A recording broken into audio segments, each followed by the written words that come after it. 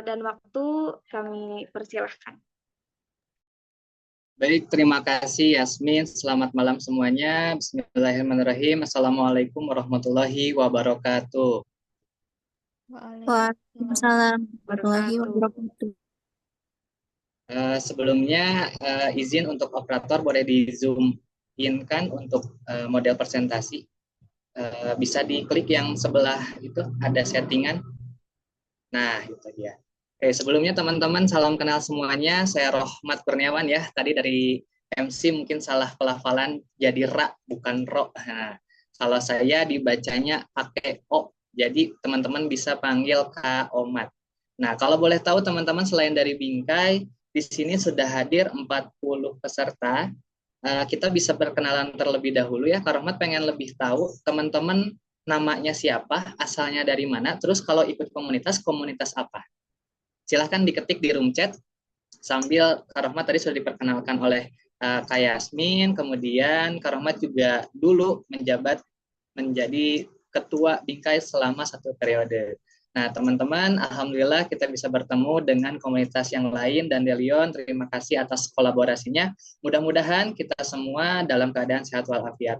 Shalawat serta salam semoga tetap tercurah limpahkan kepada junjungan kita Habibana wa Nabiyana Muhammad sallallahu alaihi wasallam. Terima kasih kepada seluruh peserta yang telah menyempatkan hadir pada malam hari ini karena teman-teman lah dibandingkan dengan orang-orang yang memang tahu informasinya tapi tidak mengikuti kegiatan kita hari ini, berarti teman-teman lah orang-orang yang terpilih mendapatkan ilmu terkait dengan mahasiswa anti salah jurusan. Tapi sebelum kita mulai, Kak Rohmat pengen tahu, Cung di sini yang masih dalam tahap SMA atau SMK, apakah ada? Atau semuanya di sini sudah menjadi mahasiswa? Boleh di room chat ya. Ataupun boleh aku masih SMA. Oke, masih SMA.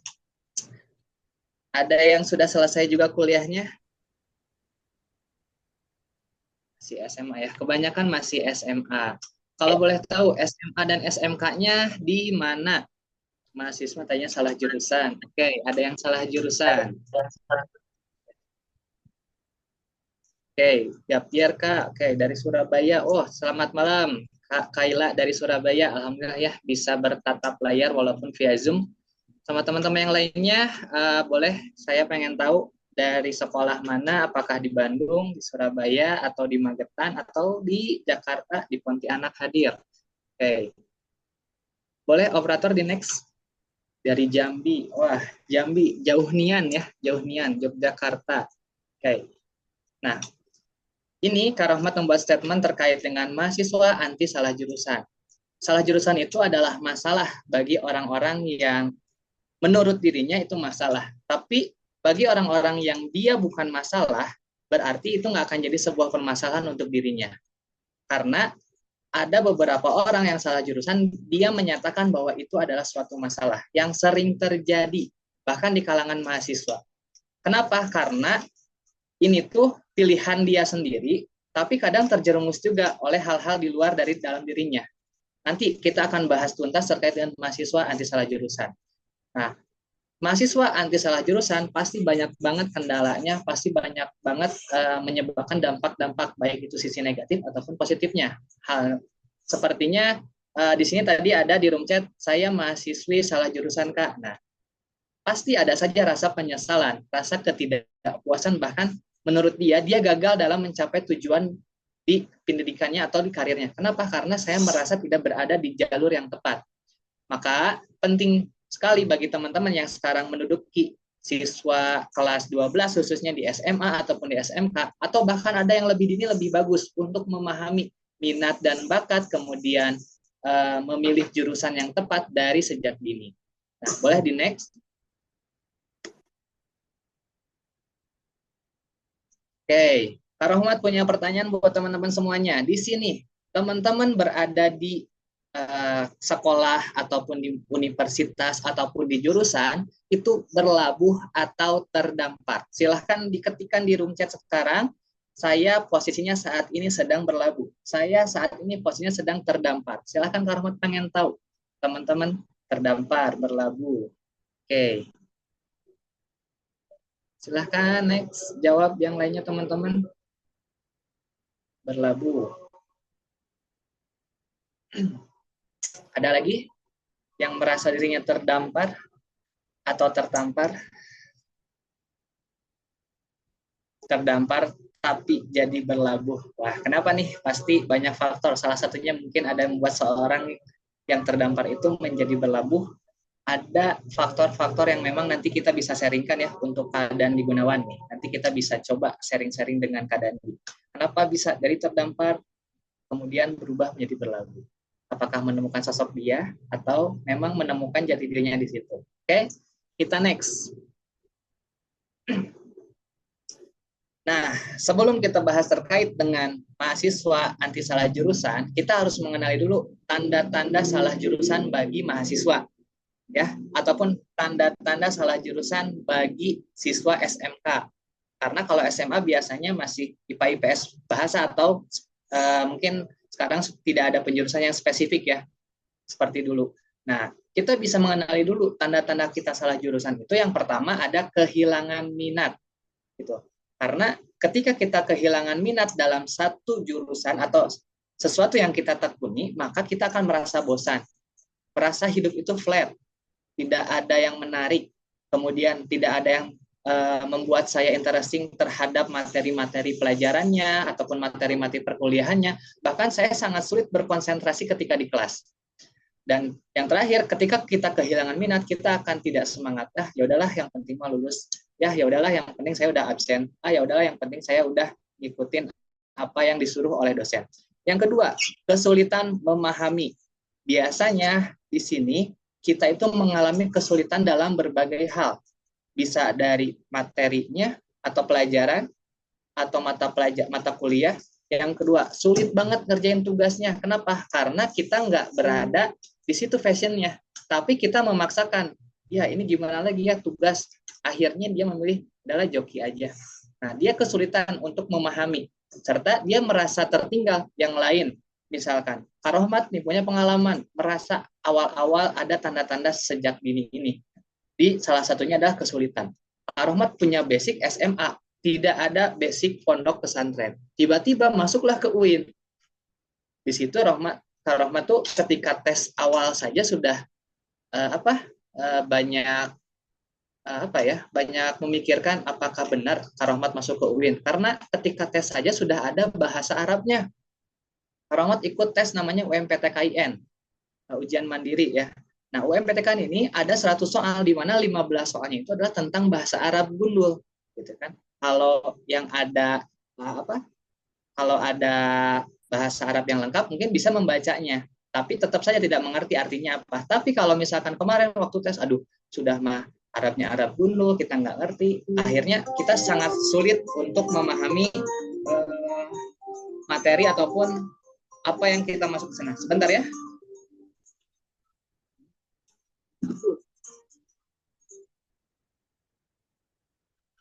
Oke, kita lanjut.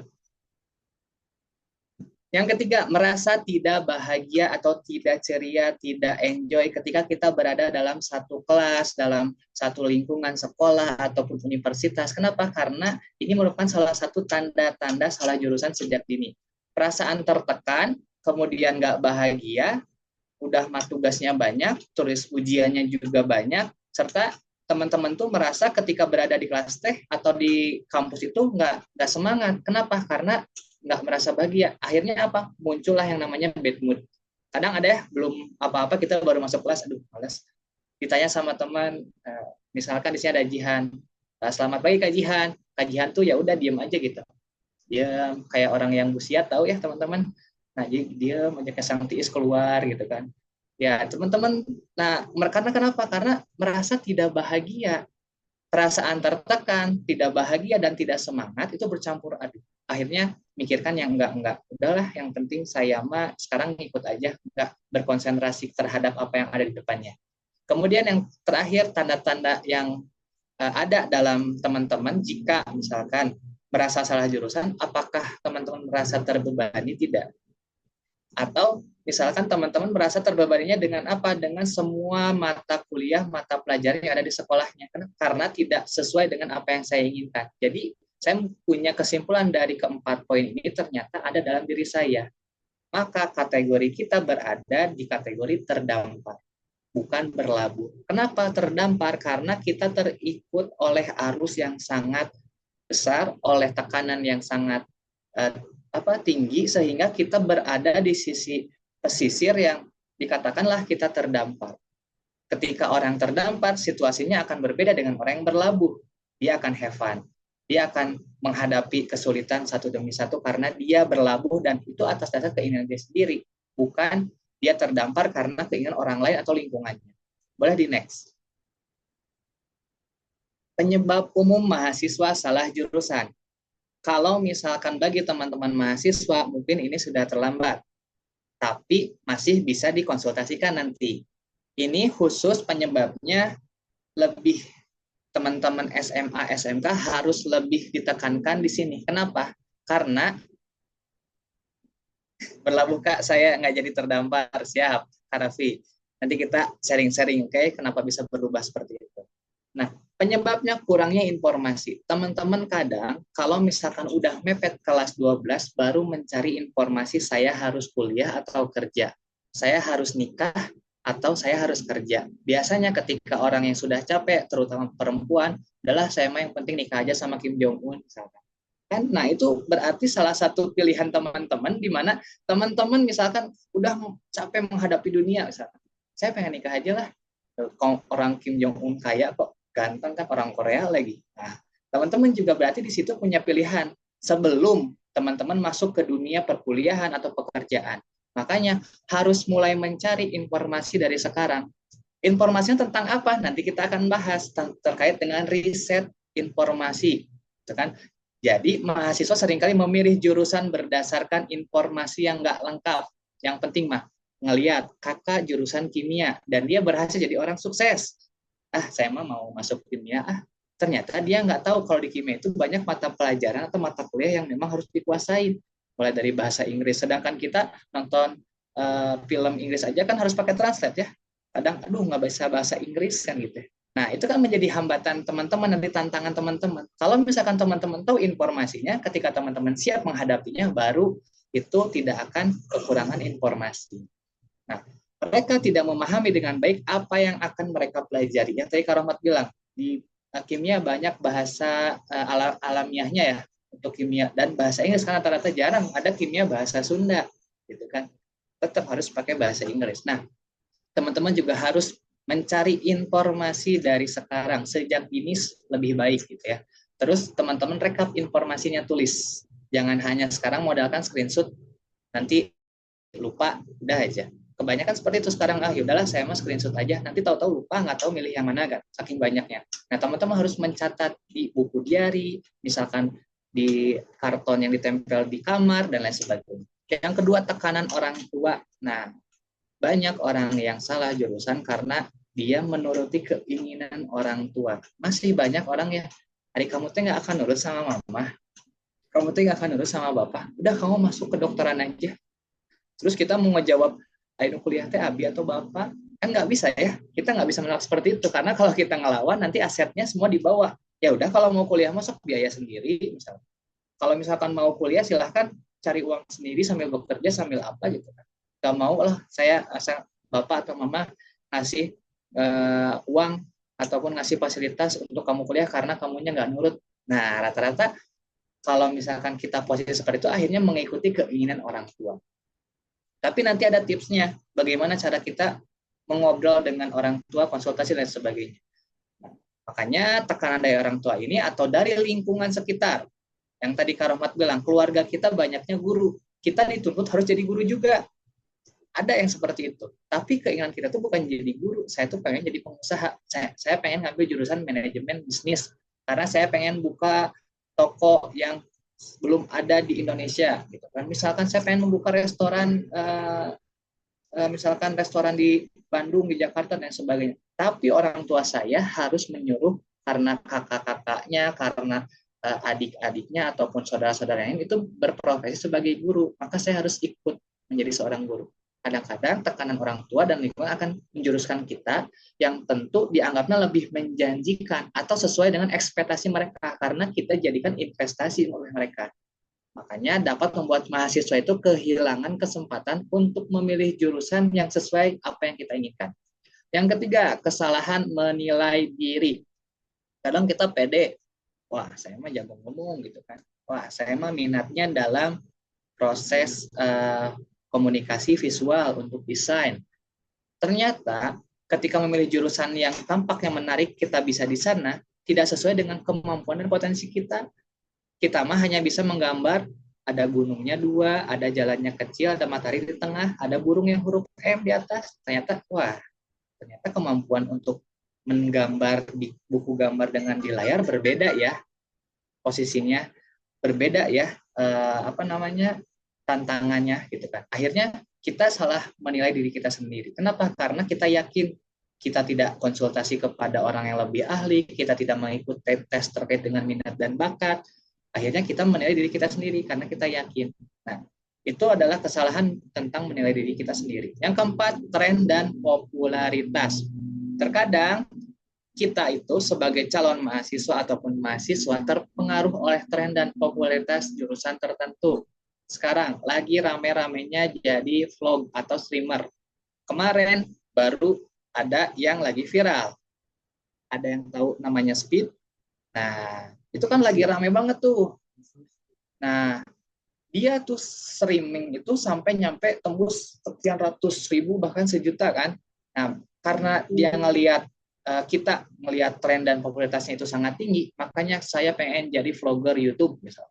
Saya pengen menguasai dunia digital, nanti akan menjadi editor YouTube dan sebagainya. Itu kan karena sedang trennya saat ini. Terkadang kita terpengaruh oleh itu, sehingga tanpa mempertimbangkan apakah jurusan tersebut cocok dengan kita atau enggak, yang penting mah rame gitu. Nah, itu menjadi penyebab salah satunya mahasiswa salah jurusan. Next, boleh di slide keempat. Dampak negatif salah jurusan. Bagi orang-orang yang terdampar, mungkin 3 poin ini minimalnya ada salah satu yang memang merasa diri kita itu ada di dampak yang negatifnya. Pertama, ada motivasi belajar menurun. Kedua, ada prestasi akademisnya juga menurun terkait dengan nilai-nilai, kemudian dengan nilai ujian, UTS, UAS, dan sebagainya. Dan terakhir adalah kecemasan, bahkan stres, tingkat lanjutan adalah depresi. Dampak negatif ini teman-teman tidak bisa hadapi. Kenapa? Karena merasa diri kita itu salah jurusan. Karena salah jurusan, udahlah, karena ini bukan passion saya mah belajar seadanya aja, yang penting mah ngikutin keinginan orang tua, yang penting lulus. Saya nggak akan mikirin IPK, saya nggak akan mikirin organisasi, saya nggak akan mikirin tugas-tugas seperti orang lain. Ambisinya juga saya akan, udahlah seadanya aja. Prestasi akademis menurun, nilai-nilai UTS, UAS saya nggak harus bagus, yang penting mah kita mengerjakan bisa, kalaupun diremed ya kita remedial. Sehingga muncul cemas, muncul gelisah gitu kan. Bener nggak ya kita tuh kuliahnya, terus ngelihat teman-teman kok udah mulai jauh, bisa materinya lebih jauh dari kita, kitanya lebih ketinggalan. Nah, mulai cemas, mulai depresi, merasa terjebak dari jurusan yang tidak sesuai, sehingga menyebabkan cemas, stres, bahkan depresi. Biasanya kalau misalkan ada ujian-ujian yang berkaitan dengan kemampuan ataupun praktik, kita mulai merasa cemas. Yang tadinya kita harusnya bisa ngomong kepada masyarakat luas, kita mah biasanya ngobrolnya di dunia maya. Nah, ketika dihadapkan dengan kenyataan, kita merasa cemas dan depresi. Kayak harusnya ngambilnya komunikasi visual, komunikasi yang secara dunia maya, tidak bersinggungan dengan praktik lapangan misalnya. Karena saya merasa kalau misalkan ngobrol sama orang banyak, apalagi ini masyarakat, merasa stres, bahkan saya takut salah dan sebagainya. Next, setelah dampak salah jurusan, kita akan masuk ke slide apa yang harus kita lakukan. Sebelum kita lanjut, Kak Rahmat pengen nanya buat teman-teman. Tadi yang merasa terdampar kemudian jadi berlabuh siapa? Boleh on mic ataupun boleh di chat saya. Atau misalkan teman-teman SMA juga. Kalau misalkan merasa saya di SMK-nya atau di SMA-nya salah jurusan, tapi sekarang udahlah saya ikutin karena saya merasa di sini passion saya, di sini kemampuan saya di SMA, nanti saya pengen masuk ke kuliah yang sesuai dengan jurusan saya. Kira-kira teman-teman, siapa di sini yang posisinya tadi terdampar menjadi berlabuh? Apakah ada? Tadi di sini ada Kak Raffi, boleh kita ngobrol ataupun Kak Dandi ya. Silahkan, boleh on mic sebentar, kita ngobrol-ngobrol dulu sebelum kita lanjutkan. Ya Kak, gimana? Nah, ada Mas Raffi ya. Halo, selamat malam Mas Raffi. Ya, selamat malam. Oh ya, sebelumnya suara saya terdengar jelas nggak Kak? Terdengar sangat jelas Kak Raffi. Kalau boleh tahu Kak Oke. Raffi ini aslinya dari mana Kak Raffi? Saya dari Surabaya Kak. Surabaya. Oke. Buat teman-teman perempuan yang nyari mas-mas Jawa, silahkan ada Mas Raffi di sini. Oh, Kita akan ada. sharing-sharing sedikit ya. Sebentar Mas Raffi, saya izin meminta waktunya sebentar. Saya ingin mulai dari perkenalan dulu Mas Raffi. Kemudian tadi pengen ceritain dong kenapa tiba-tiba jadi berlabuh yang dari yang terdampak. Boleh, enggak? Oke. Perkenalkan ya, nama saya Raffi Ahmad Firmansyah, biasa dipanggil Raffi. Saya sedang berkuliah di Universitas Islam Negeri Sunan Ampel, Surabaya, dari program studi Hubungan Internasional semester 3. Nah, tadi kenapa kok saya dari terdampar ke berlabuh, ya kan gitu. Jadi kan yang saya dapat tangkap nih Kak ya, terdampar itu kan gara-gara ada tekanan, baik dari tekanan sosial atau tekanan yang lain-lain. Nah, kenapa kok saya tiba-tiba berubah? Pertama itu tekanannya adalah dari diri saya sendiri sih Kak. Karena yang pertama, saya tuh awal-awalnya itu merasa salah jurusan karena ya kita tahu eh, saya kan dari background sekolah umum ke sekolah yang berbasis Islam. Nah, itu kan ya terus struggle-nya di kemampuan bahasa Arab saya juga yang akhirnya kayak apa namanya merasa kurang gitu loh. Terus apa terpaksa juga kan kenapa kok saya milih UIN karena saya merasa oh sepertinya UIN ini yang bisa nerima aku gitu awalnya.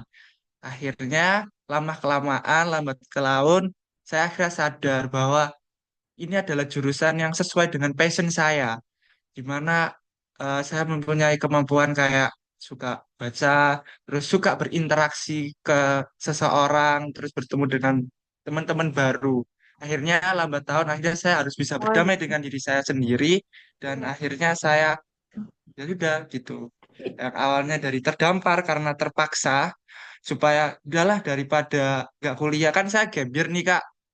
Gap year kan. Nah, takut nih kan masa iya gagal lagi. Akhirnya ya itu tadi dari yang awalnya kayak gitu akhirnya sekarang bisa menerima dan enjoy di dunia perkuliahan. Seperti itu. Oke, Terima kasih. siap. Terima kasih buat Kak Raffi. Tepuk tangan dong buat Kak Raffi. Luar biasa ya. Tadi struggle-struggle-nya itu dihadapi dengan baik. Tantangan-tantangannya diterima, kemudian ujian-ujiannya dicobain tuh sama Kak Raffi. Akhirnya dia menjadi seorang pemenang dan bisa berdamai dengan struggle-nya sendiri. Sampai dia merasa ketika posisi saat ini ternyata, oh saya bisa berada dalam jurusan HI, Hubungan Internasional. Walaupun memang tadi ada bahasa Arab dan semua, itu tantangannya dihadapi dengan baik. Sekarang sudah lulus, tinggal apa? Tinggal menghadapi ujian-ujian untuk naik kelas ke level yang lebih tinggi lagi. Oke, itu ya teman-teman, itu tadi cerita dari Mas Raffi. Terima kasih Mas Raffi. Selanjutnya kita akan next slide, boleh teh operator? Nah, apa yang harus kita lakukan? Tadi ngedengar cerita dari Kak Raffi, ternyata memang dari struggle itu kita refleksi. Oh, ini tuh bukan tekanan dari luar diri saya, tapi ini merupakan tekanan dari diri saya sendiri. Saya harus kuliah di sini. Nah, mengapa kita merefleksi diri? Karena kita mengidentifikasi yang pertama terkait dengan minat. Mengenali minat dan passion itu, apa yang membuat kita itu selalu interesting, selalu antusias, dan terus ingin belajar atau ingin maju. Jangan-jangan kita nggak tahu selama ini kita pengen misalnya memperjuangkan apa yang sudah kita lakukan semasa SMA. Saya suka menulis jurnal. Saya suka mencatat hal-hal yang sifatnya kasus atau kejadian. Ternyata ketika diidentifikasi, oh saya ingin jadi seorang misalkan penyiar radio, saya pengen berbagi apa yang sudah saya temukan, kemudian saya tulis, saya ceritakan kepada orang lain, gitu kan? Makanya saya refleksi dulu dalam diri saya. Oh, ternyata selama ini ketika saya SMA, saya banyak melakukan hal tersebut. Apakah ini yang dinamakan dengan cinta, dengan minat, gitu kan? Atau misalkan kita passion kita di situ. Nah, ini kita identifikasi dulu, kita refleksi dulu. Tapi nanti kita akan cari tahu terkait dengan bagaimana cara kita mencari minat dan passion. Yang kedua, kita mengevaluasi kemampuan kita, mengevaluasi bakat, kemampuan, dan potensi, apa yang Anda kuasai dan apa yang ingin Anda tingkatkan. Jadi teman-teman di sini mengevaluasi apa sih yang kita punya. Makanya nanti teman-teman akan praktek terkait dengan SWOT atau SWOT terkait dengan diri kita masing-masing. Strength, kekuatan kita itu apa? Gitu kan? Weakness. Kemudian nanti kelemahan kita apa? Kita akan coba praktikan itu, teman-teman. Kenapa? Karena kita harus mengevaluasi. Nanti bagi teman-teman yang merasa bingung, kemudian merasa saya nggak tahu punya kelebihan apa, misalkan saya memang kelebihan tidur, gitu kan? Saya kelebihan makan. Nah, itu nanti harus dievaluasi tuh. Saya bisanya ngapain? Saya punya apa? Gitu. Potensinya apa? Kemampuannya apa? Keahliannya apa? Silahkan nanti teman-teman kita akan sama-sama praktek terkait dengan hal tersebut. Yang terakhir, menentukan tujuan. Kenapa menentukan tujuan itu masuk ke dalam refleksi diri? Karena tadi, ketika Rohmat tanya, Mas Raffi pengennya jadi apa setelah keluar dari HI? Pasti punya tujuan yang akan dicapai. Kenapa pasti punya? Karena dia sudah berlabuh di situ. Ketika dia berlabuh, dia harus naik kapal untuk berhenti di satu titik pos, dan dia harus melanjutkan pos-pos tersebut sampai mencapai tujuannya. Artinya dia sudah punya tujuan untuk berlabuh sampai titik terakhir. Sekarang yang dilalui ada beberapa titik. Nanti di depan makin banyak titik dan kita akan sampai terhadap tujuan kita. Makanya tetapkan tujuan dan cita-cita. Kalau misalkan ingin bekerja di bidang tertentu, maka misalkan membangun usaha sendiri atau melanjutkan studi ke jenjang yang lebih tinggi, silahkan ditentukan dari mulai sekarang. Karena ditentukan lebih dini itu lebih baik. Gitu kan? Kita pengen yang teman-teman SMA, SMK, kuliah, kerja, nikah. Punya 3 pilihan, teman-teman. Makanya teman-teman silahkan tentukan dulu tujuannya mau kemana. Saya mah pengen kerja dulu, nanti saya baru kuliah. Karena saya pengen ngumpulin modal dulu untuk nanti saya bisa masuk ke kuliahan. Saya mah nggak punya uang, tapi saya pengen kuliah dulu, pengen cari beasiswa dulu. Ya, karena beasiswa saat ini sangat banyak sekali. Ada LPDP, ada BI, ada beasiswa unggulan, ada KIP, kemudian ada beasiswa Jarum, ada beasiswa BI, dan lain sebagainya. Nah, teman-teman silakan tentukan tujuannya mau kemana. Itu refleksi terkait dengan diri kita sendiri. Kita ngobrol sama diri kita sendiri, kita gunakan skill komunikasi kita, baik dengan diri kita, atau kita curhat kepada Tuhan kita. Itu kan? Kita curhat. Ya Allah, atau misalkan Tuhan kami, aku tuh ingin menjadi sosok yang berguna bagi nusa dan bangsa. Saya pengen jadi presiden misalnya. Itu kan tujuan teman-teman, tujuan kita. Kita ngobrolnya dengan diri kita sendiri, kemudian kita ngobrol secara vertikal juga. Jadi nanti teman-teman akan menentukan tujuannya mau kemana. Next, setelah refleksi diri, apa yang harus kita lakukan ketika kita merasa salah jurusan yang tadinya terdampar menjadi berlabuh? Oke, boleh? Mengikuti kegiatan eksplorasi minat dan bakat. Cung di sini yang belum pernah mengikuti job fair ketika semasa sekolah di SMA atau SMK, ataupun belum pernah mengikuti kunjungan industri, ada nggak yang seperti itu? Kira-kira. Atau pameran misalkan terkait dengan pendidikan untuk luar negeri, pameran pendidikan untuk beasiswa di Indonesia. Ada yang belum pernah mengikuti hal tersebut? Tapi saya yakin teman-teman di sini pasti pernah salah satunya mengikuti kegiatan untuk eksplorasi minat dan bakat. Misalkan anak SMK sudah difasilitasi oleh sekolah untuk mengikuti job fair, di mana di situ ada kegiatan-kegiatan yang sifatnya kita tahu nanti industri-industri mana yang membutuhkan untuk pekerjaan-pekerjaan atau mencari pegawai-pegawai yang nantinya akan kita masukkan karena tujuannya untuk bekerja. Terus ada untuk SMA ada yang namanya Career Day. Career Day ini mendatangkan seluruh alumni-alumni sekolah yang sudah masuk ke universitas perguruan tinggi, kemudian menceritakan berbagi kisah dan memberitahu bagaimana tips agar adik-adiknya bisa masuk ke universitas tersebut. Nah, jadi mengikuti kegiatan-kegiatan minat dan bakat ini sangat penting bagi teman-teman. Makanya harus dilakukan sejak dini bagi teman-teman yang sudah melalui ini. Selamat, berarti teman-teman setidaknya punya pengalaman lebih dibandingkan yang belum mengikuti kegiatan ini. Baik itu workshop, baik itu seminar, kunjungan industri, atau pameran pendidikan. Makanya workshop ini atau seminar webinar ini merupakan pengalaman langsung di bidang tertentu. Misalkan nanti teman-teman ada yang ingin fokus ke dunia industri. Kebetulan Kak Rohmat di situ ada sebagai konselor untuk industri. Ada lagi misalkan nanti teman-teman di sini yang ternyata yang mahasiswanya sudah bekerja. Nah, silahkan nanti kita akan sharing. Boleh di next? Itu yang kedua, mengikuti kegiatan eksplorasi minat dan bakat. Boleh. Yang ketiga, mencari alternatif jurusan yang sesuai. Tadi, bagaimana cara kita mengetahui jurusan, ya kan?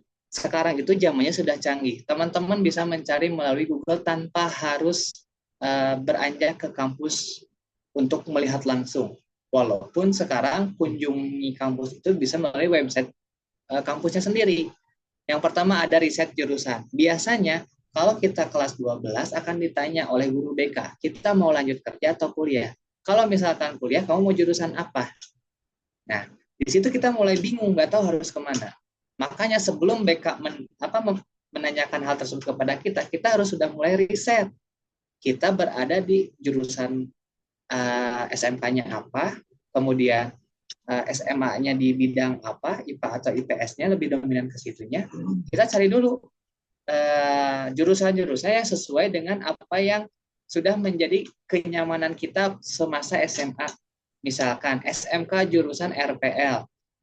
Saya nanti ingin lanjut menjadi seorang programmer, otomatis saya harus mencari riset universitas atau kampus yang memiliki jurusan IT. Nah, di situ banyak tuh muncul keluar. Setelah riset jurusan, kita riset juga berapa biaya yang dikeluarkan oleh universitas tersebut. Kita mencari. Kedua, dan yang ketiga, kita mencari prospek kerjanya itu jadi apa ya ketika kita masuk ke dunia IT. Nah, hal-hal tersebut harus kita riset sampai detail, sampai nanti peluang kerjanya apa, bahkan nanti apa sih yang kita pelajari di dunia IT, materi-materinya, terus apa sih persyaratan-persyaratannya, apakah harus punya laptop, harus punya misalkan fasilitas lainnya yang menunjang ke arah jurusan tersebut. Itu riset. Kemudian bertemu alumni, oh ternyata dari sekolah saya ada alumninya. Saya ngobrol lah, ajak ngopi, Kang atau Teh, kemarin waktu masuk ke universitas ini kayak gimana sih prosesnya? Cerita kan, wah waktu saya mah bayar uang biaya kuliah tuh harus semuanya, tapi ternyata ada alumni yang saya tenang bisa dicicil gitu kan. Terus ketika masuk jurusan gimana? Nah, nanti akan dikasih tahu ketika jurusan yang dia peminatnya banyak atau favorit dengan peminatnya yang dia jarang. Nanti dikasih tips tuh, kamu kalau misalkan nanti masuk kan disuruh milih 3 jurusan, jangan sampai semuanya itu favorit. Misalkan yang tidak terlalu favorit itu kamu pilih di poin yang pertama, tapi yang favorit di poin yang ketiga. Itu akan menjadi sesuatu yang nanti terdeteksi akan secara otomatis gugur gitu ya untuk jurusan yang ketiga karena dia favorit. Nah, itu kan karena bertemu alumni, teman-teman berdiskusi dengan alumni itu mendapatkan apa sih insight yang baru ketika dia masuk ke universitas itu, dan mendapatkan informasinya langsung dari perspektifnya gitu ya, perspektif langsung. Kemudian kunjungi kampus, karena sekarang sudah banyak sekali kegiatan-kegiatan yang in-house training ataupun workshop ataupun open house dari kampus-kampus. Kak Rahmat pernah mengisi di kampus Tasikmalaya di Universitas Mayasari Bakti untuk kegiatan open house. Di situ dijelaskan bahwa setiap jurusan nanti biayanya berapa, prospeknya apa, yang dipelajarinya apa, kemudian nanti kelebihan dari jurusan itu di universitas itu apa. Nah, itu kunjungan kampus secara offline. Tapi ada juga kunjungan kampus yang secara berbasis website ataupun berbasis YouTube. Sekarang sudah banyak, bagi teman-teman Gen Z pasti lebih tahulah, apalagi sekarang sudah banyak universitas-universitas yang menggunakan TikTok, gitu kan, entah itu jurusannya ataupun universitasnya bisa melihat di situ. Jadi apa yang harus kita lakukan? Poin ketiga adalah mencari alternatif jurusan yang sesuai. Tadi mulai dari riset, bertemu alumni, bahkan sampai kunjungan ke kampus. Oke, next.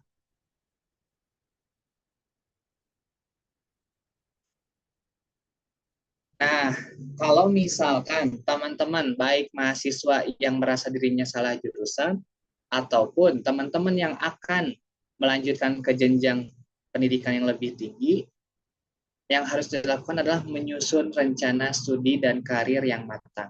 Kenapa? Karena ini sangat berkaitan dengan memilih jurusan di awal.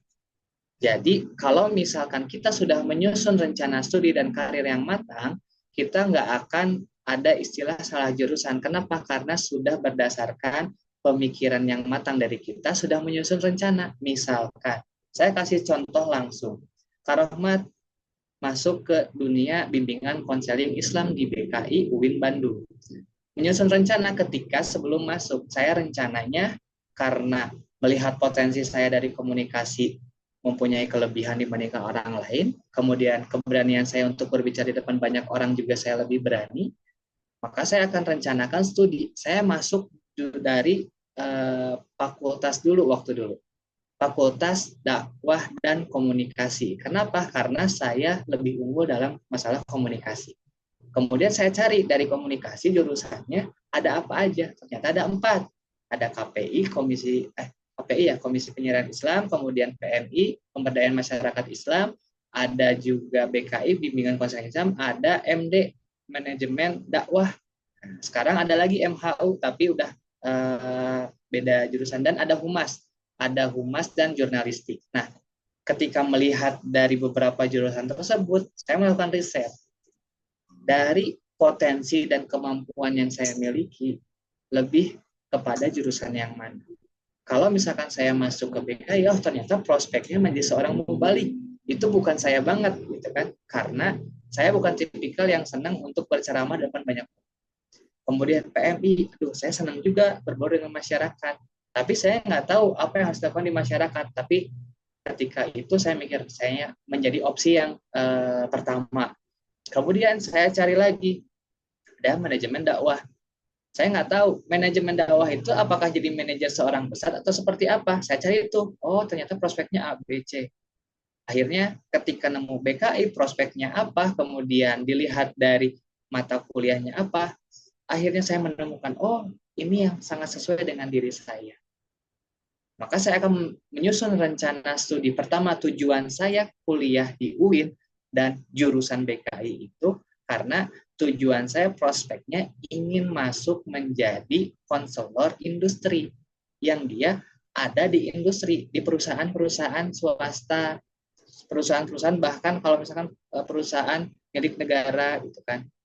Nah, itu harapan dan cita-cita tujuan ketika saya masuk ke BK. Akhirnya ketika saya menemukan tujuan yang ingin dicapai, seperti mendapatkan gelar, tapi gelarnya waktu itu ESOS gitu. Apakah bisa? Ya, karena memang cakupan ESOS itu sangat luas ketika saya riset terkait dengan PKI, akhirnya saya memilih itu. Yang kedua, rencana mata kuliah. Nah, mata kuliah juga diambil berdasarkan kita riset. Ternyata yang dipelajari di BK itu tentang komunikasinya, teori BK-nya, praktik konselingnya. Wah, ini seru banget untuk kita pelajari. Untuk saya saya pelajari ketika saya masuk kuliah. Dan ketika melihat peluang karir, ternyata BKI itu bukan hanya menjadi seorang guru BK, bisa menjadi seorang penyuluh di dinas sosial, bisa menjadi penyuluh agama di Kemenag atau Kementerian Agama atau di KUA, bisa juga di bagian rehabilitasi bagiannya di BNN, kemudian di penyuluh KB. Ternyata sangat luas peluang karirnya. Akhirnya saya memantangkan bahwa ketika tujuan saya menjadi seorang konselor industri, mata kuliahnya pun ada BK Industri, peluang karirnya menjadi seorang SR, kemudian manajemen sumber daya manusia, bahkan jadi seorang trainer dan sebagainya. Ternyata di situ saya menjadi satu tujuan ketika masuk ke BKI. Boleh di next? Nah, tadi ya, untuk memahami prospek karir di berbagai jurusan, bahwasanya ketika kita meriset atau melihat prospek karir di berbagai jurusan itu merupakan langkah yang sangat penting. Kenapa? Karena seseorang yang perlu meneliti itu biasanya dari peluang kerjanya, gajinya berapa, dan perkembangan karir pada zaman itu apakah tadi dilihat dari tren kemudian pasar untuk prospek pekerjaan itu 5 tahun lagi yang akan datang apakah masih banyak diminati atau tidak. Makanya ini ada salah satu contoh, ada tiga deh ya, ada 3 contoh terkait dengan prospek, memahami prospek karir di berbagai jurusan. Pertama ada teknik informatika. Oh ternyata prospeknya itu bisa menjadi seorang programmer, web developer, atau data scientist. Gajinya dari 5 juta sampai 15 juta. Tapi perkembangan karirnya sangat tinggi. Kenapa? Karena untuk programmer, web developer, atau data scientist itu harus memiliki kompetensi tersendiri. Misalkan dia jago untuk ngoding, atau misalkan membuat web, dan lain sebagainya. Yang memang berbeda dengan jurusan yang secara general. Kemudian ada kedokteran. Oh, udah pasti jadi dokter umum ataupun spesialis atau bahkan jadi peneliti gitu kan, jadi ilmuwan. Gajinya sekian. Nah, itu kita lihat tuh, kita riset tuh terkait dengan prospek-prospek yang ada di jurusan yang kita inginkan, kemudian peluang karirnya seperti apa. Boleh di next.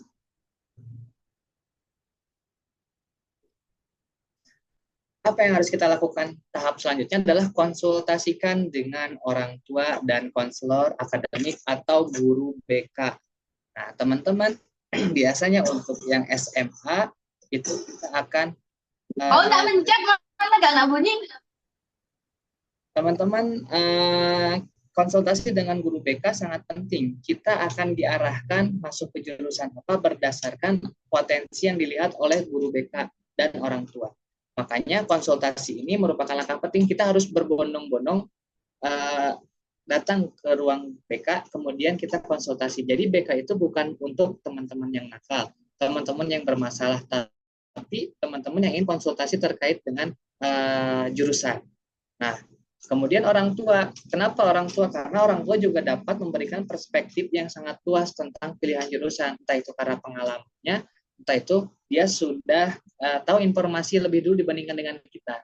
Makanya ini sangat penting sekali orang tua, kemudian guru BK, dan nanti keputusan itu kita yang membuat. Bukan orang tua, bukan guru BK. Kenapa? Karena kita yang akan kuliah, kita yang akan masuk ke jurusan tersebut.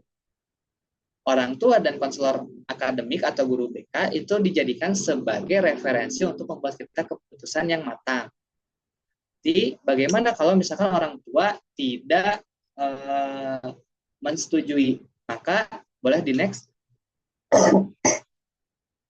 Konsultasi jurusan dengan orang tua. Yang pertama harus terbuka, berdiskusi dengan orang tua secara terbuka dan jujur tentang minat dan bakat, bahkan keinginan kita. Kadang kita sebagai anak itu merasa kita nggak berani kalau misalkan kita ngomong saya pengen kuliah di A dan B atau C. Nanti ada ultimatum ataupun ada peringatan dari orang tua kalau misalkan kita nggak nurut. Karena kita takut akhirnya kita komunikasi tertutup. Nah, maka harus dibukakan apa yang kita inginkan, apa yang kita sesuai dengan jurusan kita, obrolkan secara terbuka dan jujur di waktu yang memang kondisinya sedang pas untuk mengobrolkan terkait dengan jurusan. Nah, karena waktunya kita terbatas, teman-teman, sebetulnya ini masih ada beberapa slide lagi yang mungkin nanti teman-teman bisa mendapatkan materinya di panitia. Silahkan nanti dibaca sampai selesai, kemudian carikan kesimpulan yang teman-teman dapat dari sesi pertama ini. Baik, saya tutup untuk sesi pertama ini. Terima kasih. Saya kembalikan kepada MC atau moderator.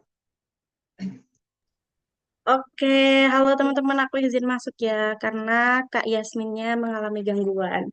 Oke, teman-teman, baik, terima kasih Kak Rahmat atas materi yang telah disampaikan, yang sangat luar biasa banget ya teman-teman, dari awal hingga akhir. Oke, baik. Untuk saat ini kami akan membuka sesi Q&A. Jadi buat teman-teman yang masih bingung atau pengen bertanya, boleh banget langsung raise hand. Nanti aku bakal tunjuk siapa yang aku izinkan buat on mic ya untuk bertanya. Nah, buat teman-teman Buat teman-teman yang belum bisa on mic atau on cam, boleh banget ditulis di kolom chat Zoom ya. Nanti eh aku bakal bacain buat teman-teman. Hmm. Boleh banget ya teman-teman yang masih bingung nih kayak, aduh Kak, ternyata aku masih susah buat konsul ke orang tua dan lain sebagainya. Boleh banget ya teman-teman ditanyain ke Kak Rohmat. Siapa tahu Kak Rohmat tuh berpengalaman buat konsultasi sama orang tua terkait jurusan dan lain sebagainya. Dan asal teman-teman tahu ya, kesempatan buat bertanya ini tidak datang dua kali ya teman-teman. Jadi buat teman-teman yang mau bertanya, boleh banget langsung aja raise hand-nya.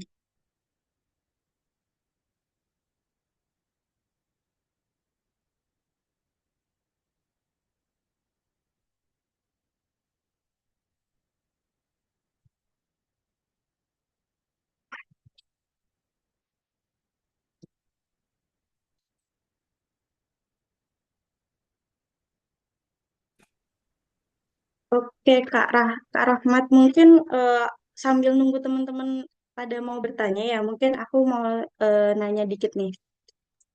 Boleh nggak?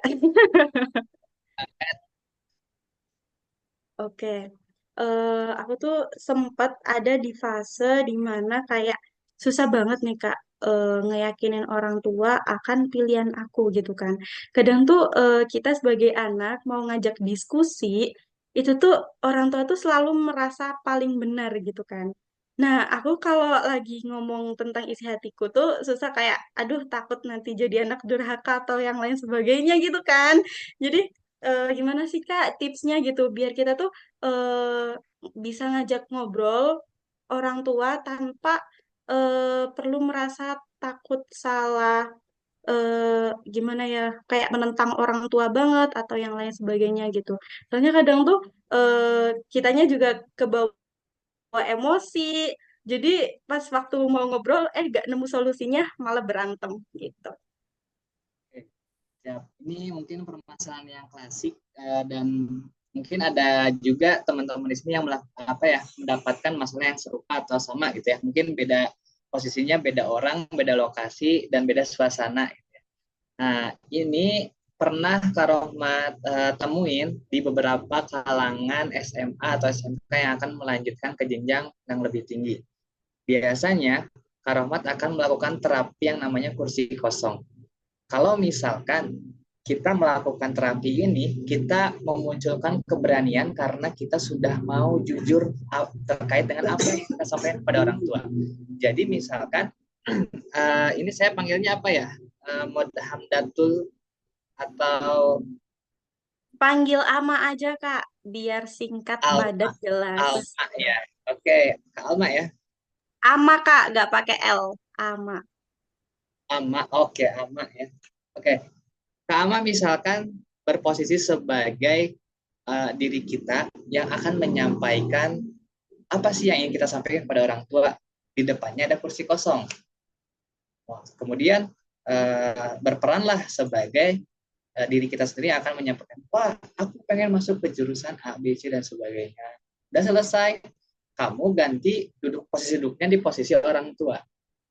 Kira-kira yang kebayang sama kamu, orang tua bakal ngomong apa, silahkan keluarkan. Kamu berperan sebagai orang tua, entah itu bapak ataupun ibu, silahkan kamu berperan sebagai ibu. Karena nanti ketika mengeluarkan argumennya orang tua, kamu pindah lagi ke kursi diri kamu sendiri. Kira-kira ketika orang tua ngobrol seperti itu atau berbicara seperti itu, apa yang ingin kamu sampaikan kembali? Terus sampai nanti akan muncul keberanian kamu bisa menyampaikan apa yang kamu inginkan. Kenapa? Karena kamu sudah menghadapi ketakutan-ketakutan yang sebelum kita ngobrol udah muncul duluan. Kenapa? Kita sudah menjalankan itu loh perannya gitu. Kita tahu nih kita harus jawab apa dan sebagainya. Tapi kalau misalkan tetap tidak ada ya solusi karena situasi emosinya saling bertabrakan dengan kita, akhirnya berantem.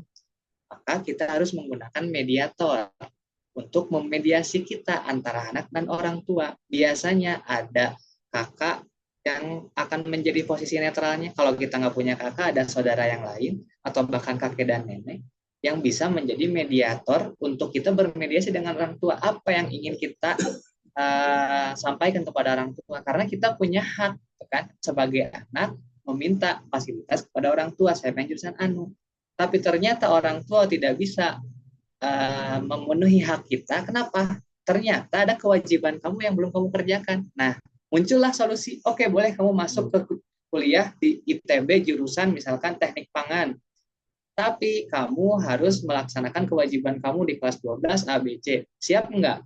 Akhirnya, siap, saya lakukan. Nah, itu kan menjadi conversation yang memang nanti memunculkan sebuah solusi.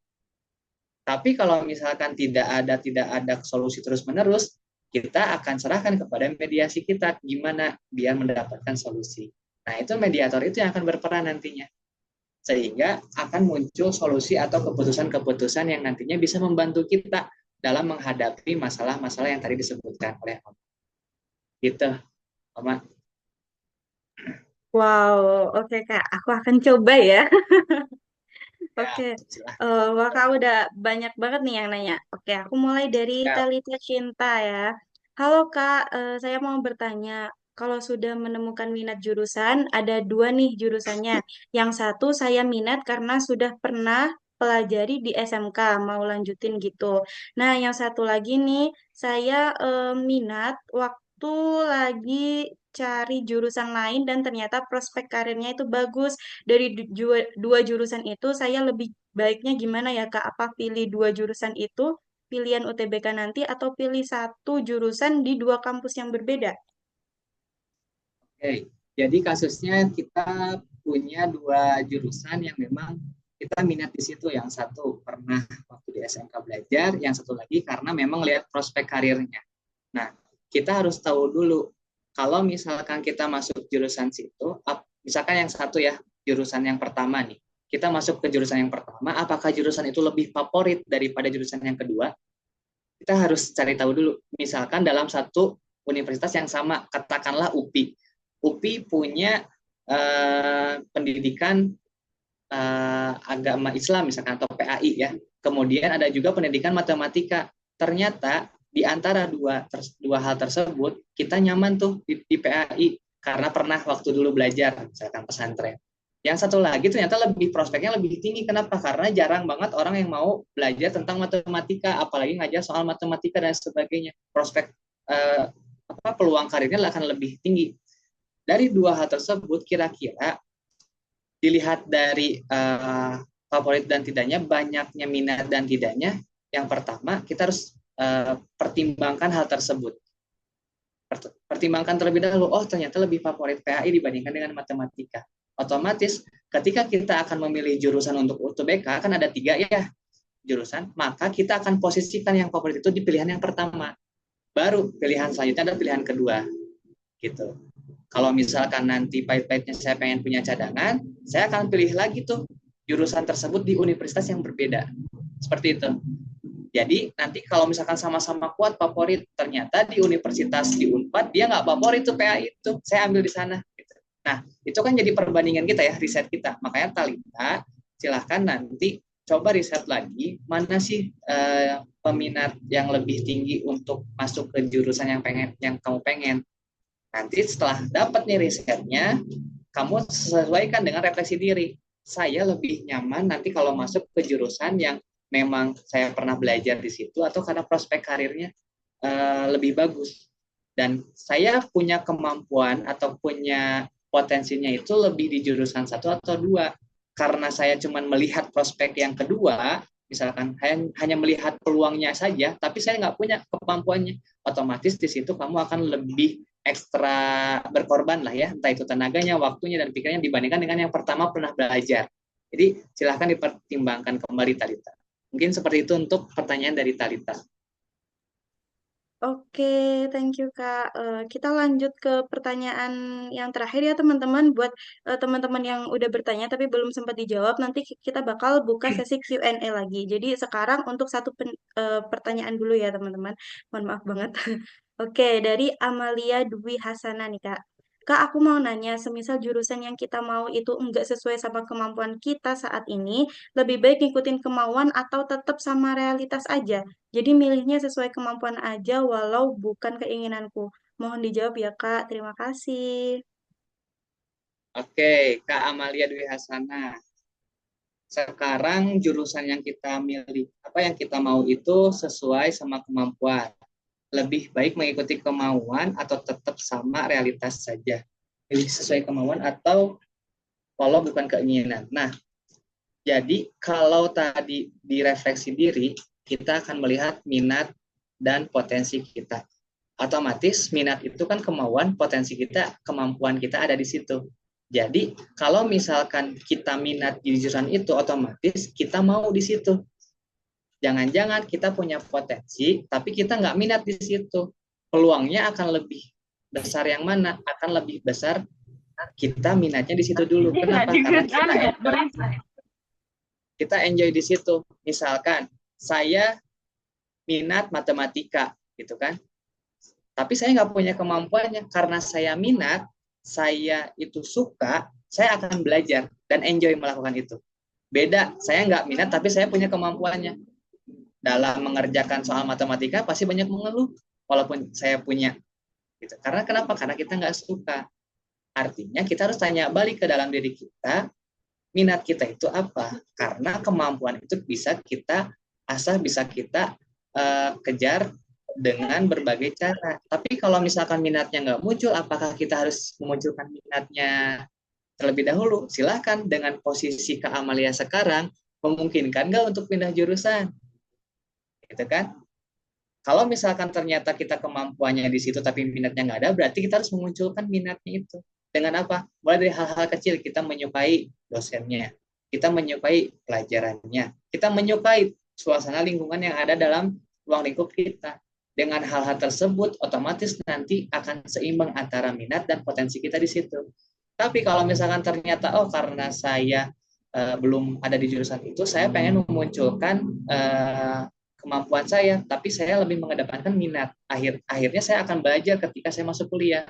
Maka Kak Amalia akan memilih jurusan yang sesuai dengan minatnya Kak Amalia. Nanti kemampuannya bisa diasah sambil proses belajar dari Kak Amalia gitu. Seperti itu. Mungkin Kak Amalia bisa mudah-mudahan bisa tersampaikan dan dipahami dengan jelas terkait dengan jawabannya. Wow, baik. Seperti itu ya, Kak Amalia. Apakah sudah terjawab? Semoga sudah ya. Nah, baik teman-teman, sayang sekali ya, waktu sesi Q&A-nya sudah selesai. Wah, ternyata teman-teman pada antusias banget ya, Kak Rahmat ya. Ternyata banyak banget yang bertanya, tapi maaf banget ya teman-teman, kita tutup dulu Q&A-nya di sesi pertama ini. Buat teman-teman yang belum kejawab, nanti insya Allah bakal kejawab di sesi yang kedua. Oke, teman-teman, aku mau ngucapin sekali lagi buat Kak Rahmat, terima kasih banyak atas materi yang telah Ya, disampaikan. Sangat luar biasa dan insightful banget. Dan aku selaku moderator izin mengembalikan kepada kakak-kakak MC. Untuk kakak-kakak MC dipersilahkan. Baik, Kak. Terima kasih. Oke, halo teman-teman. Gimana nih? Di sesi pertama udah banyak banget kan manfaat-manfaatnya. Tapi tunggu dulu ya, jangan ngantuk dulu karena kita bakalan ada ice breaking. Kita bakal seru-seruan supaya kalian nggak ngantuk dan nggak bosen. Bener gak sih Kak Gin? Bener banget, Kak. Langsung. Oh iya, sebelum ice breaking, kita mau ada sesi dokumentasi dulu nih setelah materi pertama. Oh ya teman-teman, kita ada sesi dokumentasi. Nah, jangan lupa buat on cam biar Oke. kalian ke foto. Ya. Oke nih. Buat teman-teman yang masih off cam nih, boleh persiapkan diri kalian dulu untuk on cam ya. Yuk, yang Oke. belum on cam, masih ada nih. Oke, untuk kakak operator boleh dibantu untuk sesi dokumentasinya ya. Oke, segini aja nih yang on cam nih. Oke, ditunggu ya. Ayo yang lain, boleh on cam. Ini tuh ada 2 slide. Kita ke slide pertama dulu. Boleh semua teman-teman senyum. Satu, dua, tiga. Lanjut ke slide yang kedua. Bentar. Satu, dua, tiga. Oke. Oke, terima kasih Kak Jihan udah membantu di sesi dokumentasi yang pertama ini. Oke Kak Raffi, langsung aja yuk kita ke Ya, icebreaker. bentar. Share screen-nya dong ke operator. Bentar ya teman-teman. Oke nih, yuk keluarin emoji. Siapa yang udah siap banget buat ikut ice breaking? Ayo, aku pengen supaya gak ngantuk. Ayo, Ayo, keluarkan mana emoji emoji mereka nih, kalian? teman-teman. Oke, udah ada yang emoji. Oke, langsung aja ke slide yang nomor satu. Jangan Let's lupa ya go. buat jawab soalnya. Oke, di level satu kali ini ada soal nih, yaitu tentang apa nih? Aku ingin menjadi sesuatu yang membuat banyak orang merasa senang dan kagum. Keberadaanku ini bertujuan untuk bisa menginspirasi dan bermanfaat terhadap sekitar. Aku tidak terlihat, tetapi banyak orang mencari dan mengharapkannya. Jika aku datang, terkadang aku membawa perubahan. Siapakah aku? Teman-teman langsung aja jawab di kolom chat ya.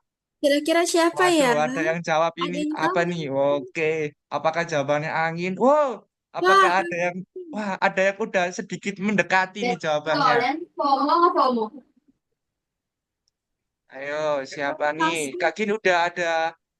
Waduh, Wah, oke, instan. oke, oke. Wah, Hampir banyak dua sekali ya kali Kak loh. Gin yang udah jawab.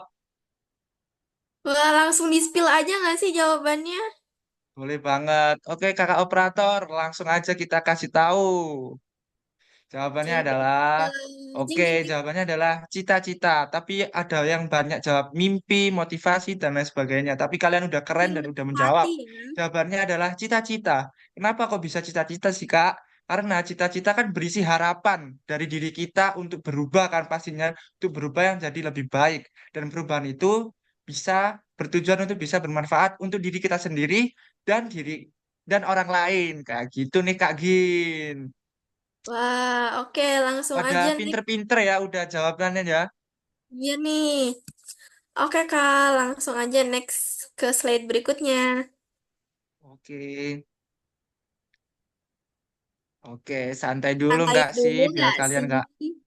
Biar nggak tegang ya. Oke, langsung aja lanjut ke level kedua Kak Gin, silahkan. Nah, di level kedua ini ada pertanyaan. Aku adalah seorang yang berjiwa sosial tinggi. Selain itu, aku juga seorang pemberani, tertarik dengan ilmu biologi dan penelitian. Aku biasanya sering terlihat di fasilitas kesehatan dan sering menggunakan jas berwarna putih. Siapakah aku? Nah, kira-kira Nah, siapa ya? Ada yang bisa jawab? wah, Wah, udah langsung aja jawabannya Kak Gin, langsung udah bener semua kayaknya jawabannya. Oke. semua.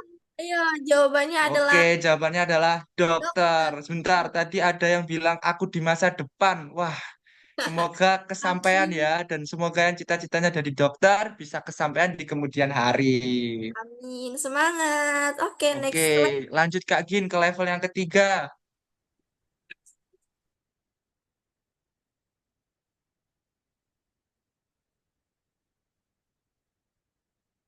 Nah, di level ketiga ini ada gambar nih. Ada gambar pesawat, terus ada huruf S sama huruf R. Aku adalah profesi yang digemari dan diimpikan banyak anak, khususnya anak perempuan. Profesi apakah aku? Nah, wah, udah banyak yang jawab nih. Perawat, perawat. Kira apa ya jawabannya? Langsung aja di next, Kak. Ya, bener banget. Jawabannya adalah perawat. Wah, keren-keren banget ya teman-teman di sini. Oke, Kak, langsung next slide aja ya buat pertanyaan selanjutnya. Nah, di level keempat ini ada gambar orang dan ada gambar apa nih? Kayak semacam data ya, teman-teman. Nah, pertanyaannya adalah profesi apakah aku? Aku adalah salah satu profesi yang sangat dibutuhkan pada zaman sekarang. Wah, ada yang jawab kiai, ada yang jawab guru, data science. Kira-kira apa ya? Ayo teman-teman tebak. Peneliti. Oke, sepertinya udah ada yang ngesepil jawabannya nggak sih, Kak? Iya, udah ada yang hampir bener nih. Ya udah deh, Profesor. tanpa berlama-lama lagi aja deh. Langsung aja kita kasih tahu, kita kasih paham apa jawabannya. Nah, bener tadi yang jawab data scientist siapa nih? Bentar, ada Vinka, terus ada Ahyan juga yang jawab data scientist. Wah, keren-keren banget. Dan teman-teman juga udah keren banget, udah ngejawab. Jawabannya adalah data scientist. Nah, data scientist ini profesinya apa sih? Nah, data scientist ini berprofesi sebagai orang yang bisa memprediksi masa depan dengan menggunakan pengolahan data, contohnya mengklasifikasi pola dalam data yang kemudian digunakan untuk memprediksi apa yang akan terjadi. Jadi di dalam perusahaan itu kan pasti perusahaan butuh riset apa yang akan dikembangkan di masa depan atau yang masa akan datang. Nah, data scientist ini salah satu profesi yang sangat dibutuhkan. Ada nggak yang pengen jadi data scientist? Boleh di kolom chat ketik nih. Siapa yang mau jadi data scientist, teman-teman? Oke, teman-teman, kita langsung lanjut ke slide berikutnya. Oke, Utia, semoga kesampaian ya jadi data scientistnya. Oke, di soal yang kelima ini ada profesi lagi. Nah, profesinya adalah salah satunya dibutuhin di banyak perusahaan dan Nah, profesi ini kira-kira profesi apa ya, teman-teman? Di sini ada gambar uang dan ada gambar orang kaya lagi sistem konsultan. kerjanya ini kayak psikolog juga nih. Nah, di gambar ini juga udah ada yang jawab psikiater, konsultan, terus apa lagi nih? Bang Ada M, yang jawab, ada yang sudah sedikit lagi nih jawabannya, tapi hampir konsultan. kurang Hampir lengkap, mendekati ya, Kak Raffi. kurang lengkap. Iya, betul. Konsultan keuangan, HRD katanya. Oke nih, udah banyak yang nebak. Kasih tahu aja sih Kak Gin jawabannya apa. Jawabannya adalah jeng jeng jeng jeng. Konsultan pajak. Nah, konsultan pajak ini adalah orang yang memberikan jasa konsultasi perpajakan kepada wajib pajak dalam rangka melaksanakan hak dan memenuhi kewajiban perpajakannya sesuai dengan peraturan perundang-undangan perpajakan. Oke, seperti itu teman-teman. Oke, selanjutnya. Oke, bisa next. Oke, nah sedikit informasi nih sebelum aku tutup di sesi ice breaking, aku mau kasih informasi ke kalian tahu. Kak operator boleh share poster.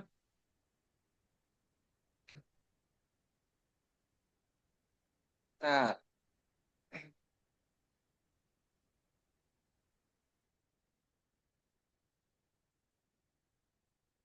Oke teman-teman, jadi eh, kita itu dari Dandelion open member ya di batch 5 ini. Open member ini 100% gratis tanpa dipungut biaya apapun. Untuk info lebih lanjutnya, teman-teman semua bisa follow akun Instagram We Are Dandelion. Pantengin terus Instagramnya dan jangan sampai ketinggalan infonya ya. Ingat teman-teman, open member ini 100% gratis ya. Dan teman-teman bakal diajarin sama tentor-tentor yang ahli di bidangnya. Oke, jangan lupa pantengin terus Instagramnya ya. Dan dari pihak Bingkai juga ada promosi lagi nih teman-teman. Boleh di next, Kak. Kepada pihak Bingkai boleh dipersilahkan ya. Oke, terima kasih Kak Salma. Halo teman-teman, aku mau ngasih informasi nih. Buat teman-teman yang mau cerita, tapi bingung mau cerita ke siapa, yang mau curhat tapi takut nggak kejaga kejahatannya. Stop, jangan bingung, jangan bimbang, Bingkai punya solusinya. Yuk join sesi konseling teman berbagi bersama Bingkai Fitkom UIN Bandung. Di sini kamu akan didengarkan oleh para calon konselor hebat dari jurusan Bimbingan Konseling Islam UIN Sunan Gunung Jati Bandung. Yang pastinya sesi curhat ini terjaga sekali kerahasiaannya dan 100% gratis. Tunggu apa lagi? Yuk langsung aja daftarkan diri kamu buat join sesi konseling teman berbagi.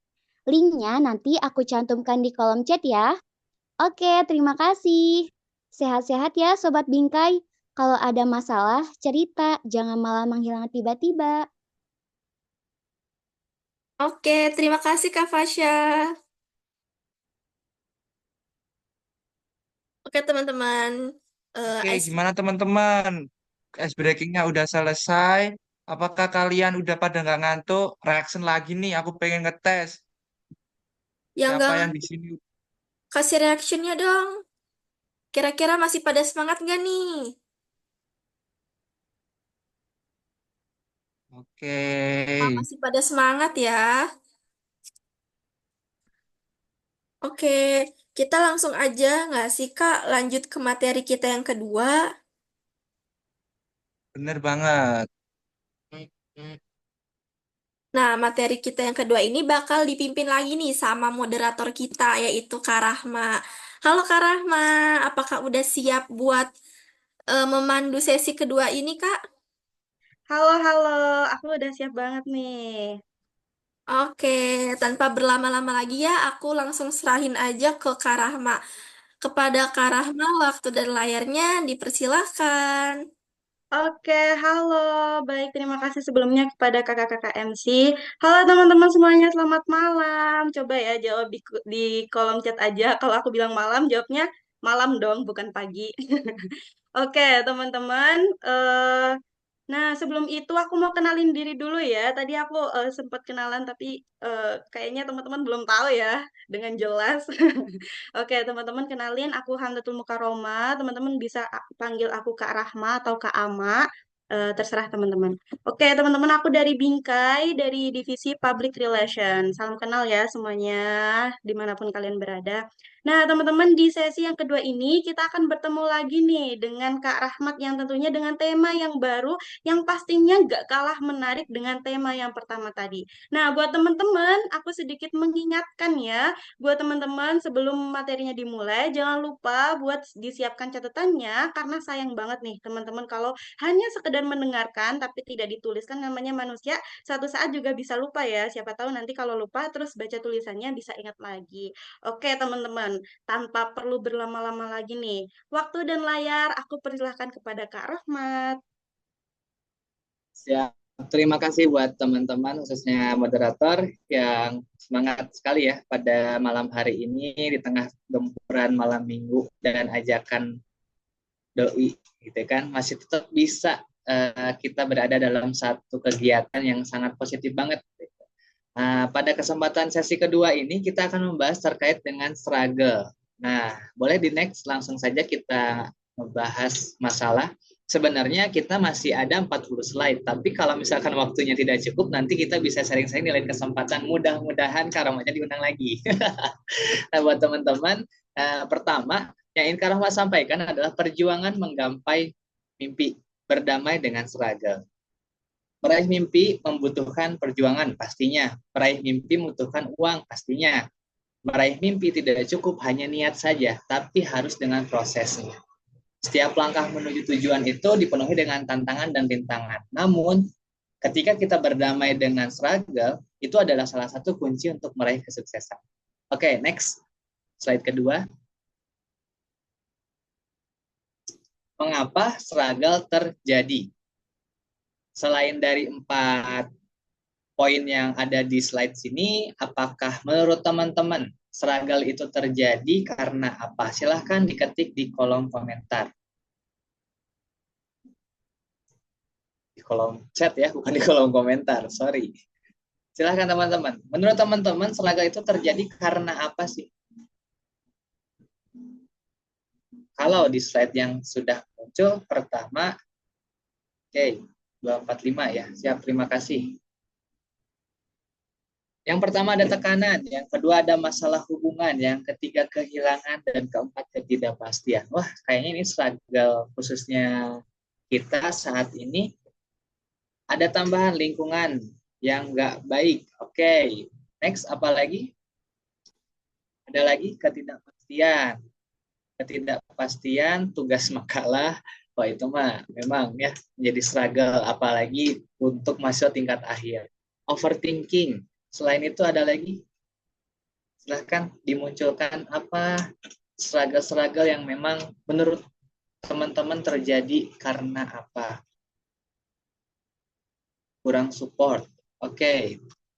Oke, terima kasih teman-teman bagi yang sudah menjawab. Artinya merekalah orang-orang yang saat ini menghadapi struggle-struggle yang ada. Tadi ada Angela, berarti struggle-nya adalah ketidakpastian. Kemudian ada Jihan yang selalu OVT, Jihan yang kurang support. Kemudian ada teman-teman yang lain.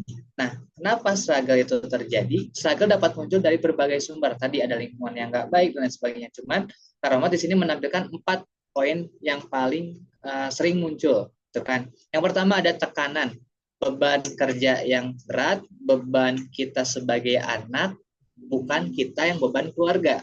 Tapi itu beban tanggung jawab kita yang semakin besar, maka target yang harus kita capai juga mungkin tidak secara realistisnya bisa kita capai dengan persaingan, kemudian memicu tekanan yang mengakibatkan kita memiliki struggle. Nah, tekanan ini dari diri kita, dari orang tua, dari lingkungan terjadi, sehingga kita menjadi sosok yang punya struggle dalam penyebabnya adalah tekanan. Yang kedua, masalah hubungan, konflik dengan pasangan, konflik dengan keluarga atau teman yang dapat memicu rasa sakit, sedih, ambek gitu kan.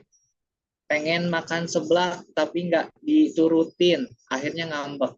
Itu masalah hubungan antara kita dengan teman. Sehingga memicu rasa sakit. Awas, aku akan beli seblak 1 baskom yang akan aku bagi kau. Nah, itu kan berarti dia punya struggle karena hubungan.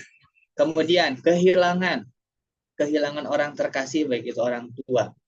Kemudian pekerjaan ataupun sekarang teman-teman ada yang sambil kuliah, ada yang freelance, ada yang sambil mencari uang, kehilangan hal tersebut. Atau sesuatu yang berharga yang menyebabkan kita itu merasa kosong, hampa, kesedihan, kemudian kesulitan bahkan untuk move on pun kita nggak bisa karena tidak ada motivasi. Yang terakhir ketidakpastian. Masa depan yang tidak pasti karena mobilitas zaman yang sangat tinggi sehingga teknologi semakin canggih membuat ketidakpastian di masa yang akan datang. Kemudian perubahan yang secara mendadak, kemudian ketidakmampuan untuk mengontrol situasi, ketidakmampuan untuk mengontrol emosi memicu rasa takut, rasa cemas dan bingung pada akhirnya untuk kita posisinya saat ini. Oke, di next. Pentingnya berdamai dengan struggle. Kenapa penting? Karena kita harus bisa menerima kenyataan. Kedua, menumbuhkan ketahanan ataupun kekuatan. Yang terakhir adalah menemukan potensi. Jadi, kalau kita berdamai dengan struggle itu, maka kita akan bisa menerima dengan diri sendiri karena tadi kuncinya adalah berdamai dengan struggle. Kita harus melihat sudut pandang yang berbeda dalam pentingnya berdamai dengan struggle. Lalu bagaimana caranya agar kita bisa berdamai dengan struggle tersebut? Oke, di next.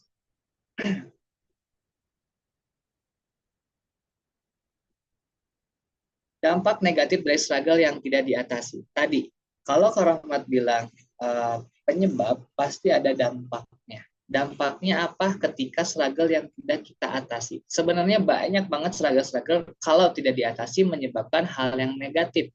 Tapi Kak Rahmat ambil dari sisi poin terbanyak dan poin yang mungkin ini menjadi penting bagi kita semua. Pertama ada kesehatan fisik. Struggle dimunculkan oleh overthinking.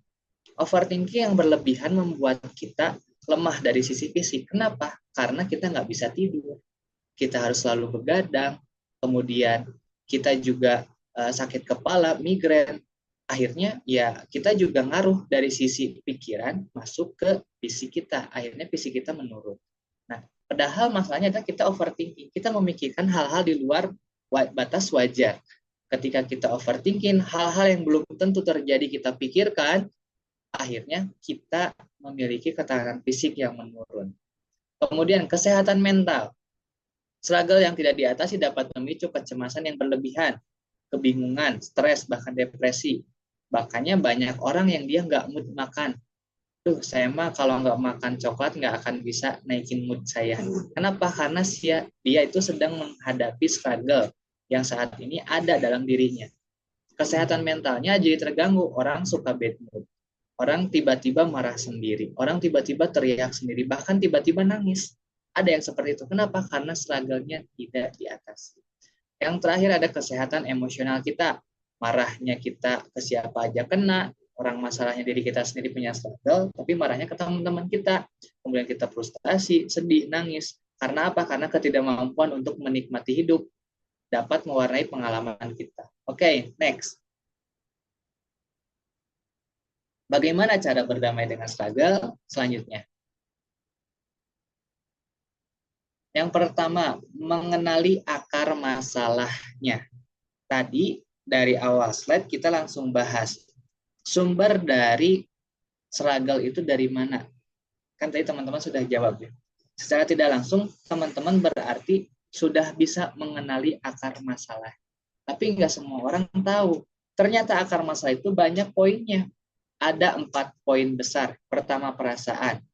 Kenapa perasaan? Karena bisa jadi poin masalahnya itu berada di sisi perasaan kita, berkaitan dengan emosi, yang mendasari awalnya menjadi titik awal kita punya struggle. Yang kedua, pikiran kita tadi, pikiran negatif atau overthinking yang di luar batas wajar, memiliki pola pikir yang mungkin menimbulkan masalah. Sehingga harus kita telusuri apakah betul overthinking itu menjadi masalah bagi kita. Yang ketiga, perilaku, kebiasaan atau tindakan yang mungkin memperburuk masalah. Dan terakhir adalah lingkungan. Jadi kita harus tahu dulu nih akar masalahnya kita itu dari mana. Dari perasaan kita, dari pikiran kita, dari perilaku kita, atau dari lingkungan yang mungkin mempengaruhi masalah kita. Gitu ya. Jadi teman-teman harus tahu dulu akar masalah dari struggle kita tuh dari mana. Kita telusuri. Kalau misalkan kita sudah terlanjur masuk ke dalam masalah tersebut, kita balik mundur. Kita ingat-ingat, kira-kira awal mula masalah ini muncul dari mana? Next.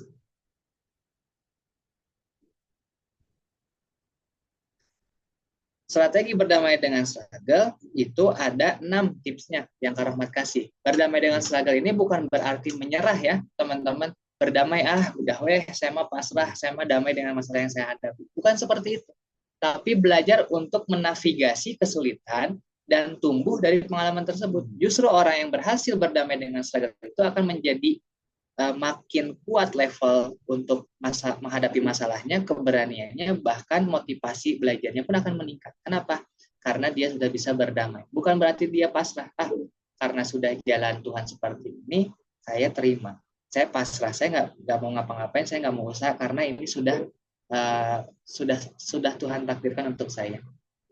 Bukan berarti kita harus pasrah seperti itu, tapi kita harus menavigasi tadi, mulai dari yang pertama, kenali akar masalahnya yang mana. Kemudian, kesulitannya apa? Ketika kita sudah selesai menghadapi struggle itu dan berdamai, kita akan mendapatkan pengalaman yang akan tumbuh dari masalah tersebut. Nah, poin yang pertama, boleh di next. Menerima realitas adalah kunci awal untuk berdamai. Kenapa? Karena orang-orang ketika ekspektasinya terlalu tinggi dan dihadapkan dengan realitas yang ada, dia nggak bisa menerima realitas tersebut. Misalkan, kita punya struggle pengen masuk kuliah ke ITB, tapi keterimanya di UIN. Akhirnya kita punya struggle tuh di situ. Kita punya masalah di situ, kita punya emosi yang nggak stabil di situ. Kenapa? Karena realitasnya saya itu melalui jalur rapot harusnya masuk ke ITB. Tapi kok nggak bisa masuk? Akhirnya kan di situ muncul tuh awal struggle tersebut. Nah, ketika kita ingin berdamai dengan struggle tersebut, kita sudah melalui hal tersebut, tapi masih selalu muncul, masih teringat, masih rasanya kesal, masih nggak terima dengan keadaan. Kita ingat pertama, menerima realitas adalah kunci awal untuk berdamai. Mau segimanapun kita punya masalah, kalau kita tidak bisa menerima masalah, tidak bisa menerima realitas saat itu, maka tidak akan bisa berdamai dengan struggle kita. Itu kan? Makanya menerima kenyataan bahwa struggle adalah bagian dari hidup merupakan langkah pertama yang sangat penting. Membantu untuk kita itu apa? Melawan tidak melawan secara berlebihan dan fokus pada cara untuk menghadapi. Jadi kita punya tantangan lagi selain kita harus kuliah di jurusan yang tidak sesuai, kita punya masalah yang harus kita hadapi. Pertama, menolak menghakimi diri sendiri. Jangan pernah menyalahkan karena saya salah atas kehendak saya sendiri.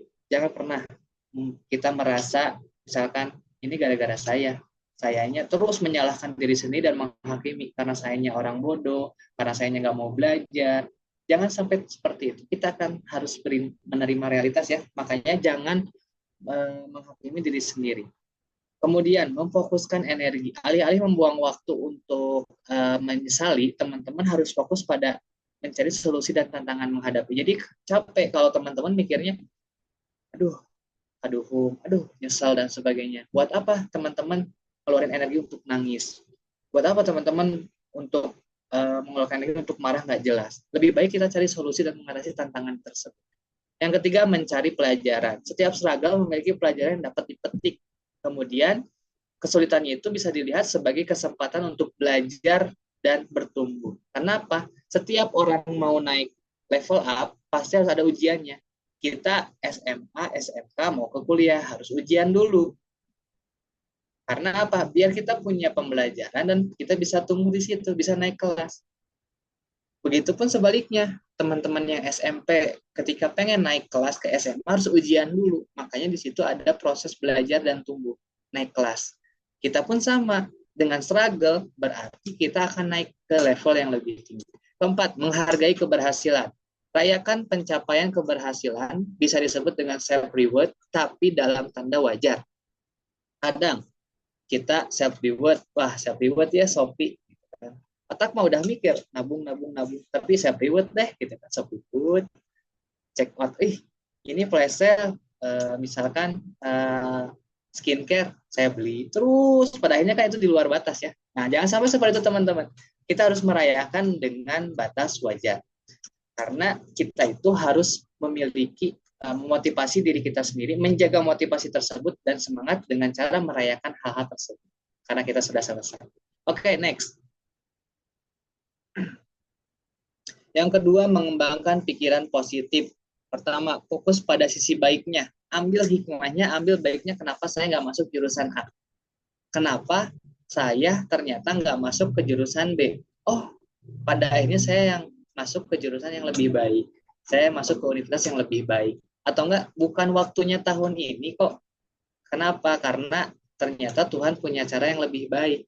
Gitu kan? Jadi fokus pada sisi hal-hal baiknya. Bagi orang-orang muslim pasti tahu istilahnya husnudzon. Gitu kan? Berprasangka baik. Kenapa? Karena persepsimu adalah realitamu. Mungkin ketika kita fokus pada sisi baik, ada hal-hal yang menyelinap masuk ke dalam pikiran kita, menggoda kita, mengganggu pola pikir kita agar kita selalu bersuuzon, entah itu kepada orang tua, kepada lingkungan, kepada diri sendiri. Maka kita harus lawan, menjadi fokus pada sisi yang baik. Yang kedua, mengubah cara berpikir. Ganti pikiran negatif dengan afirmasi positif dan kata-kata penyemangat. Ulangi mantra positif secara rutin. Kalau bisa teman-teman ditulis afirmasi positifnya, saya masuk jadi mahasiswa ITB. Ditempel tuh di kamu. Tiap bangun tidur, teman-teman baca bismillah, saya pasti bisa jadi mahasiswa ITB. Saya pasti masuk ke Universitas ITB jurusan A. Nah, itu kata-kata pola pikir yang harus kita jadikan semangat dan membangun rasa optimis kita. Yang ketiga, menerima kegagalan. Kalau misalkan kita gagal, gimana? Ya kita terima. Karena apa? Karena kita ingin berdamai dengan realita. Akhirnya kita menerima bahwa ketika kita gagal, itu merupakan hal yang sangat penting dan jadikan pelajaran untuk kita. Bukan sebagai akhir dari segalanya. Saya nggak masuk ke UPI, saya nggak masuk ke IPB, berarti saya nggak bisa kuliah ya? Nggak juga. Teman-teman harus memikirkan bahwa ini adalah satu pelajaran yang sangat penting. Artinya teman-teman harus bisa mempersiapkannya lebih awal, kemudian belajar lebih keras lagi, mengorbankan waktu dan sebagainya. Di situ menerima kegagalan. Next. 15 menit lagi ya kita. Meningkatkan keterampilan manajemen stres. kadang kita itu sekarang dikit-dikit healing, tahu-tahu hilang kan akhirnya. Nah, healing itu harus bisa meningkatkan keterampilan manajemen stres kita. Karena teknik manajemen stres itu dapat membantu kita mengurangi dampak-dampak negatif dari struggle dan meningkatkan kemampuan untuk mengatasi tantangan tersebut. Misalnya apa? Manajemen stres, kita stres olahraga. Kita stres meditasi dengan menenangkan pikiran, kemudian kita main ke alam, gitu kan? Kita healing. Betul, healingnya untuk meditasi, bukan untuk instastory, gitu kan? Nah, teman-teman harus di situ harus memikirkan mediasinya benar untuk mengurangi kecemasan, meningkatkan kesadaran diri. Kemudian bisa juga dengan yoga, menggabungkan gerakan fisik, pernapasan, dan mediasi untuk mengurangi stres.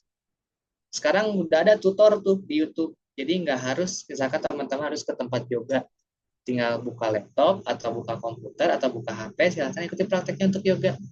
Yang terakhir ada teknik pernapasan. Kita atur pernapasan kita untuk membantu menenangkan sistem saraf. Karena biasanya ketika memang manajemen stres kita nggak teratur dan kita stresnya berada di level yang tinggi, kita menggebu-gebu.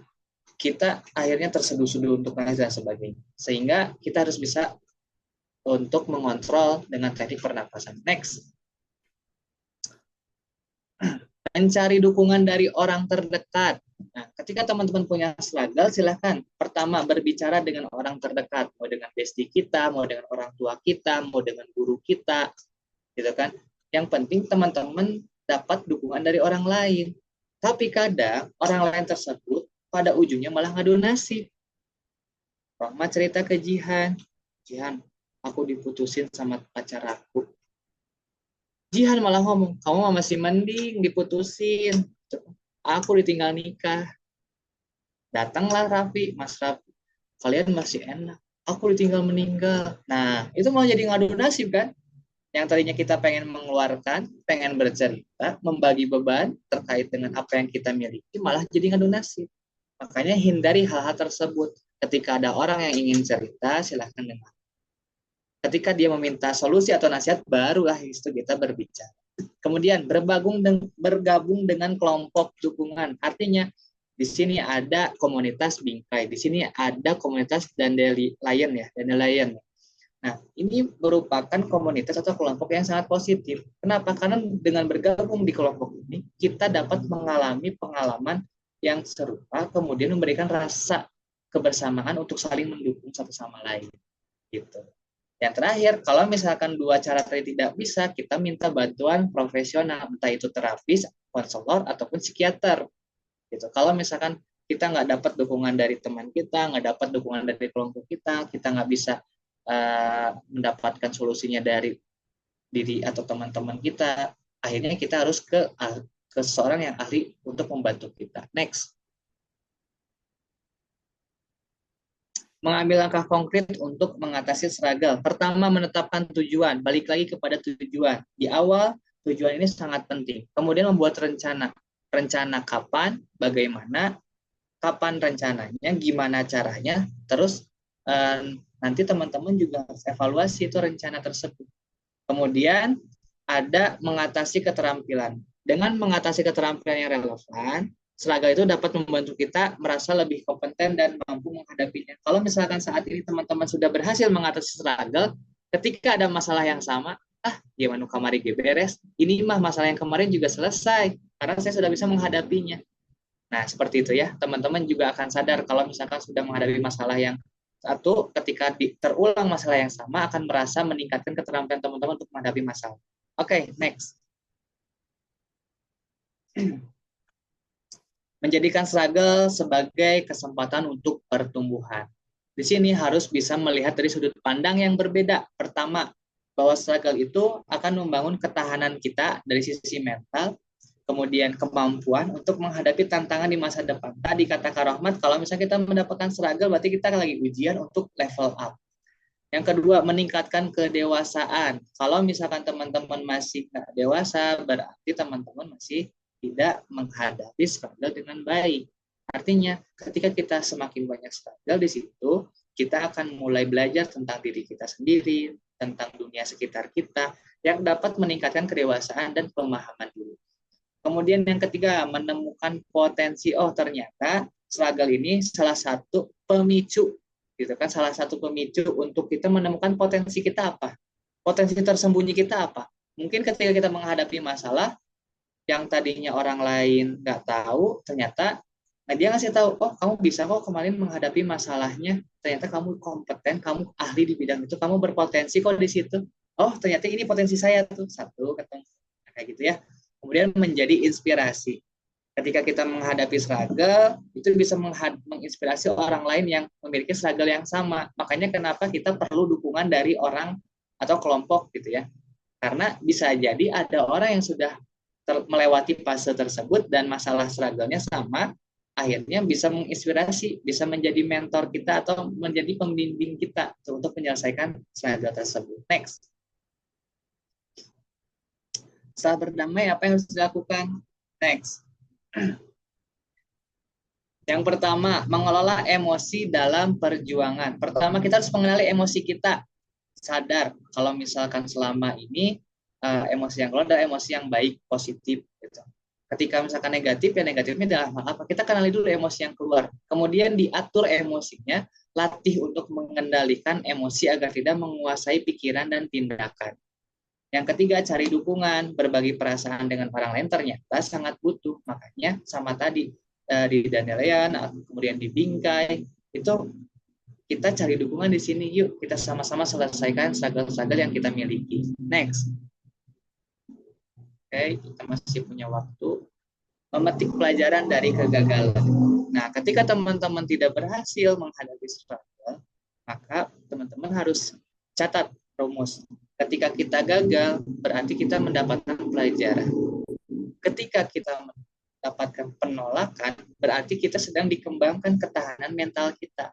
Makanya orang yang sering ditolak akan naik, akan kuat mentalnya. Kenapa? Karena dia sudah sering ditolak. Kemudian ketika kita mendapatkan kesalahan atau melakukan kesalahan, berarti kita sedang meningkatkan kemampuan dan strategi kita. Kalau kita salah terus, hasilnya kita mikir kan, gimana caranya biar kita nggak salah. Nah, meningkatkan kemampuan dan strategi kita. Kemudian kehilangan. Kalau misalkan kita kehilangan, berarti kita sedang memupuk rasa empati dan kebijaksanaan. Nah, ini 4 hal ini mohon diingat teman-teman. Ketika teman-teman tidak bisa menghadapi struggle, silahkan untuk berpikir ke arah positif bahwa ternyata kegagalan membawa pelajaran, melakukan lesson. Boleh next.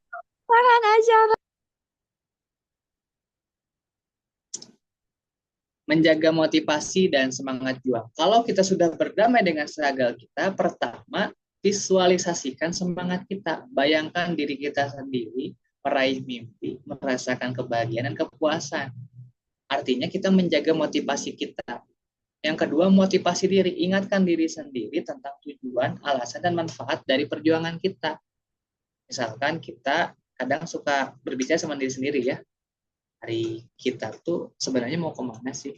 Terus alasan kita berjuang tuh untuk apa sih? Nah, itu mengingatkan diri kita sendiri. Dan terakhir lagi-lagi apresiasi diri. Self-reward diri kita apa? Berikan penghargaan pada diri sendiri atas setiap usaha dan kemajuan yang diraih. Oke, next. Ini tadi sudah ya, merayakan pencapaian dan penyambutan kesuksesan, bahwa kita harus mengapresiasi dengan self-reward kita sewajarnya, kemudian bersyukur berada di tahap seperti ini atau sekarang ini, dan tetap rendah hati, jangan pernah sombong, kita sudah menghadapi struggle dan berdamai dengan struggle tersebut. Next. Nah, ini boleh di next lagi, coba lihat.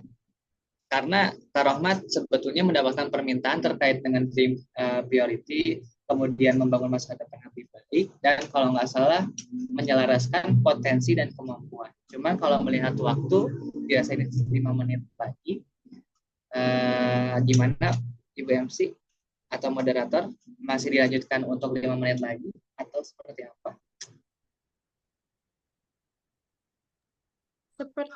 Sepertinya untuk 5 menitnya buat Q&A, Kak. Yang tadi belum. Oke, siap.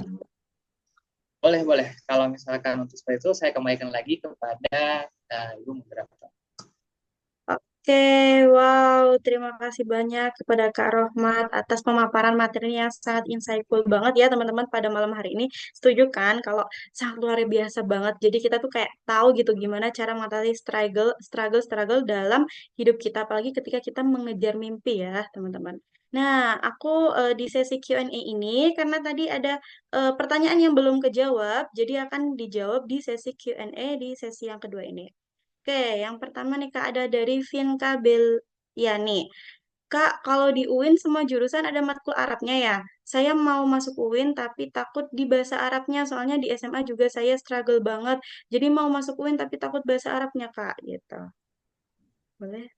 Oke, terima kasih pertanyaannya untuk Vinka Belani. Langsung dijawab aja, Ibu Moderator. Oke, untuk di UIN, yang namanya UIN kan Universitas Insya Allah Negeri, Universitas Islam Negeri ya. Jadi setiap semua jurusan pasti ada yang namanya pelajaran bahasa Arab. Kenapa? Karena dari semester 1 sampai semester 3 itu dibahas terkait dengan mata pelajaran atau mata kuliah sifatnya basic atau umum. Jadi bahasa Arabnya juga umum, kemudian fikihnya juga umum. Jadi masih yang tingkatnya level-level basic lah. Walaupun kita sendiri kadang karena nggak punya basic waktu dulu belajar tentang bahasa Arab, ini menjadi tantangan bagi kita. Walaupun kita nggak fokus di bahasa Arab, setidaknya kita punya pengalaman. Bisi nanti kita ke Mekah di bodoh gitu kan. Lagi pengen beli korma, tiba-tiba kita nggak paham. Setidaknya kan ketika belajar, oh pernah wahid, walaupun wahid cuma beli satu, gitu. Sekilo. Nah itu kan nanti bisa tuh minimalnya bahasa-bahasa itu bisa kita kuasai. Nah jadi nggak ada salahnya kalau kita belajar bahasa Arab, gitu kan. Tapi kalau misalkan dari mindset kitanya juga, aduh takut banget, gitu kan, takut bahasa Arab. Takutnya karena apa? Kita cari dulu penyebab takutnya, gitu kan. Kita cari dulu akar permasalahannya, kenapa bisa sampai takut bahasa Arab. Apakah kita pernah dimarahin sama guru? Apakah pernah dimainin fisik sama guru karena nggak bisa bahasa Arab? Atau misalkan karena ternyata hanya pemikiran saya saja takutnya, perasaan saja, gitu kan. Kalau misalkan seperti itu, yuk kita konseling, kita rubah mental blocknya, kita mudah OVT-nya menjadi hal-hal yang afirmasi positif. Ternyata ketika nanti sudah kita selesai dengan struggle tersebut dan kita masuk ke UIN, ada pelajaran bahasa Arab, ternyata tidak semenakutkan itu, Brody, gitu kan. Masih ada hal-hal yang ternyata lebih sulit dibandingkan dengan bahasa Arab. Nah, pembuktiannya ketika kita nanti sudah menghadapi tersebut. Makanya kita rubah dulu mindsetnya. Yang tadinya kita takut, kita ubah dulu menjadi kata-kata positif, afirmasi positif. Pasti saya bisa menghadapi. Pasti saya bisa menghadapi. Seperti itu ya untuk pertanyaan Kak Vinka, mudah-mudahan terjawab gitu ya. Jadi semua matkulnya pasti ada Arab, semua jurusannya pasti ada masa Arab, tapi hanya basicnya saja. Oke, saya kembalikan kepada Ibu Moderator. Oke, thank you Kak Rahmat. Jadi gitu ya Kak Vinka, kalau mau minat join aja di UIN gitu. Oke Kak, nih selanjutnya dari Afifa nih Kak. Halo Kak, saya mau bertanya lebih baik pilih jurusan yang kita minati tapi prospek kerjanya agak kurang bagus atau jurusan yang kurang kita minati tapi masih bisa buat bertahan tapi prospek kerjanya luas banget. Terima kasih Kak sebelumnya. Boleh langsung aja dijawab Kak Rahmat. Oke, siap. Ini yang harus kita konsultasikan kepada mentor, kepada orang tua. Kenapa? Karena kalau misalkan kita sudah tahu minat kita, karena orang tua lah yang akan membiayai kita. Tadi kata Kak Rohmat bilang, ini sama pertanyaan sama yang awal-awal.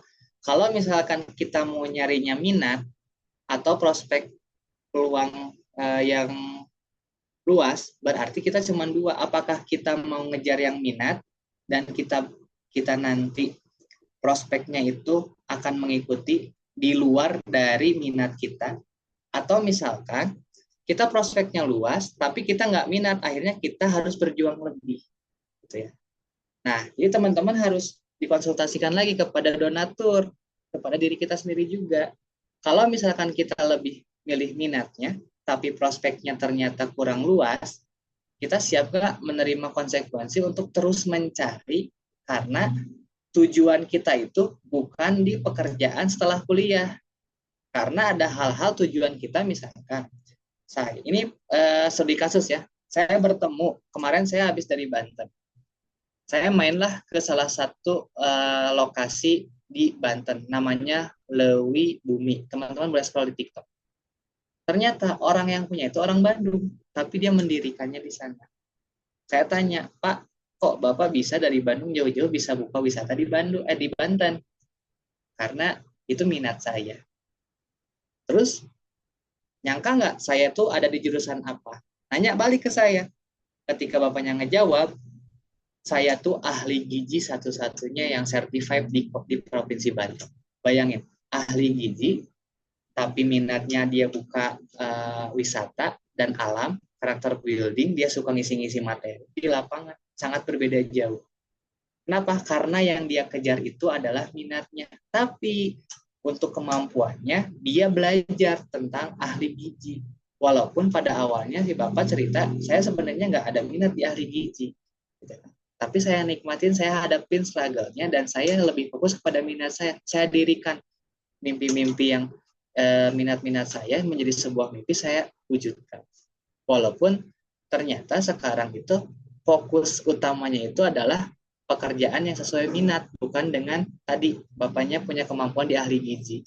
Jadi ya bapaknya fokusnya di situ, di tempat wisata itu. Setiap hari ada di situ, setiap pulang kerja, Sabtu Minggu apalagi nginepnya di sana.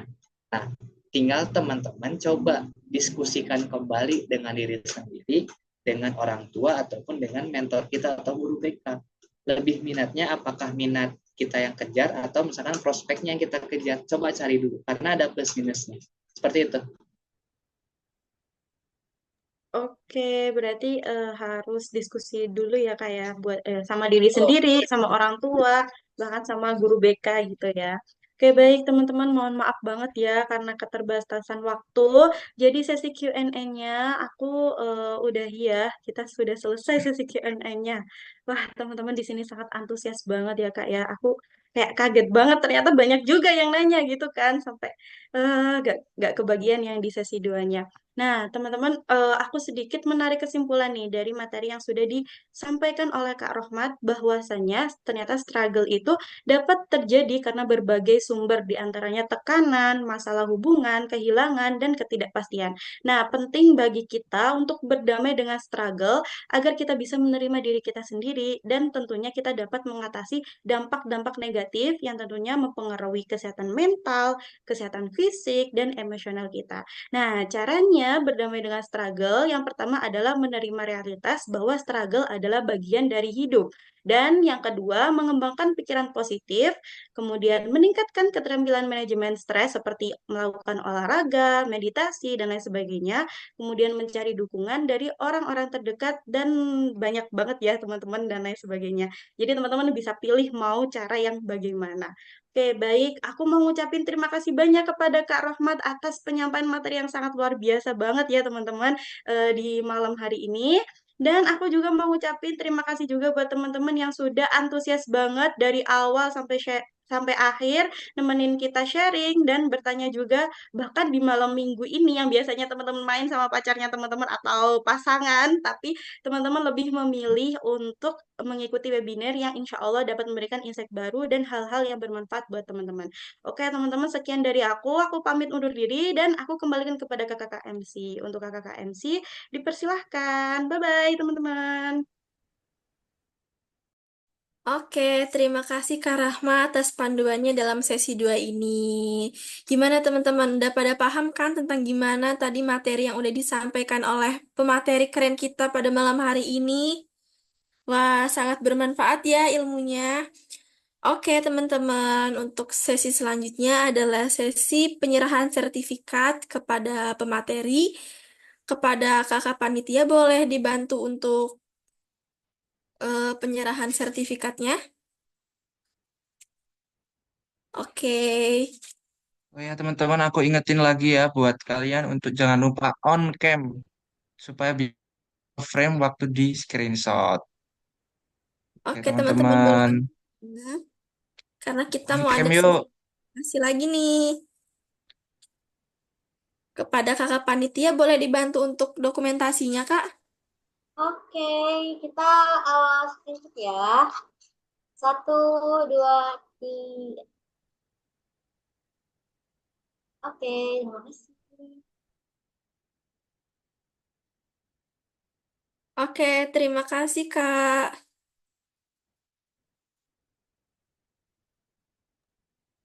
Nah, Terima teman-teman, kasih teman-teman. nah, ya makasih Kak. Oke teman-teman, seperti yang udah kalian simak, banyak banget nih yang bisa kalian ambil dari sesi webinar kali ini. Siapa nih yang mau share tentang manfaat apa sih yang bisa kalian dapetin? Bisa banget kalian tulis di kolom komentar ya. Atau mungkin ada yang berani buat apa namanya Buat open raise mic terus hand. kasih eh, raise hand, terus kasih apa yang bisa kalian dapetin nih dari webinar kali ini. Seperti itu. Ada nggak nih?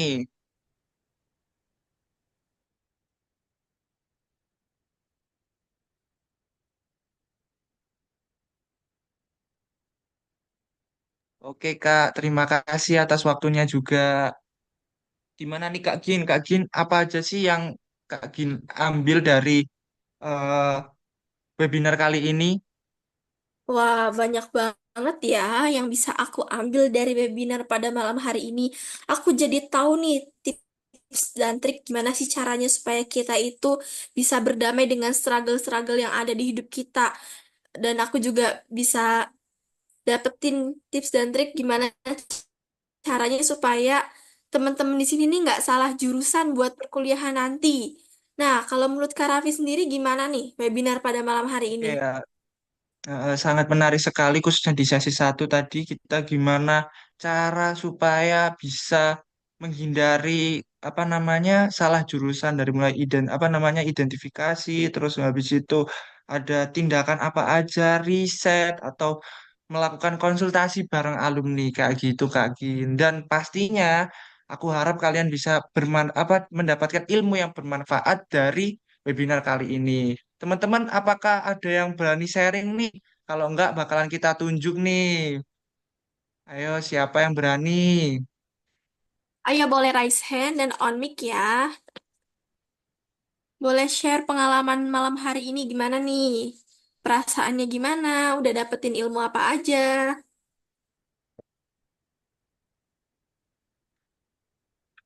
Ya udah deh Kak Gin, boleh banget buat Kak Gin tunjuk siapa aja. Gin, Siapa siapa ya? nih yang Aku bingung nih Kak. Aku tunjuk yang off cam aja kali ya. boleh? Aku mau nunjuk langsung ada yang on cam nih. Karena takut ditunjuk kali ya. Aku mau nunjuk Saskia deh. Saskia Safitri. Halo Saskia, apakah kamu bisa on cam dan on mic untuk sharing-sharing tentang pengalaman kamu di malam hari ini?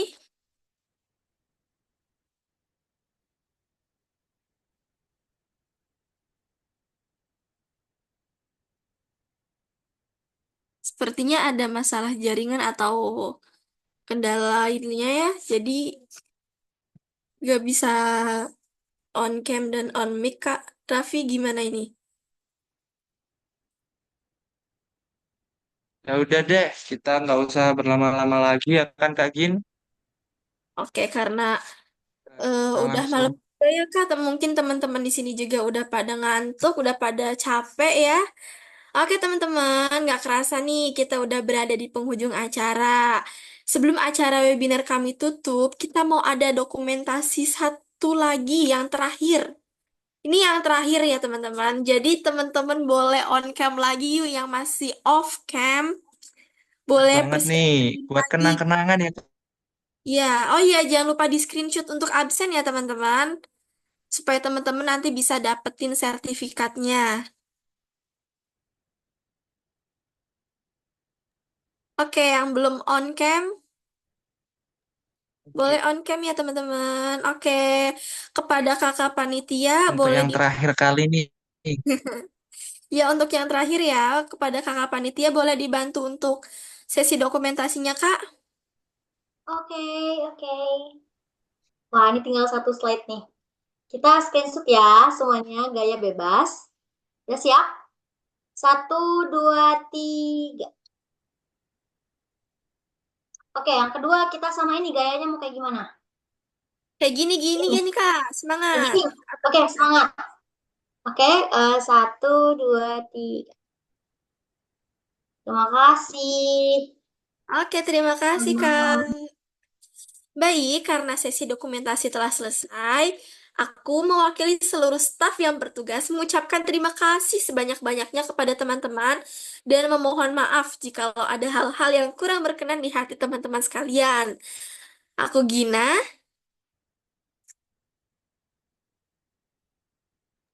dan aku Raffi.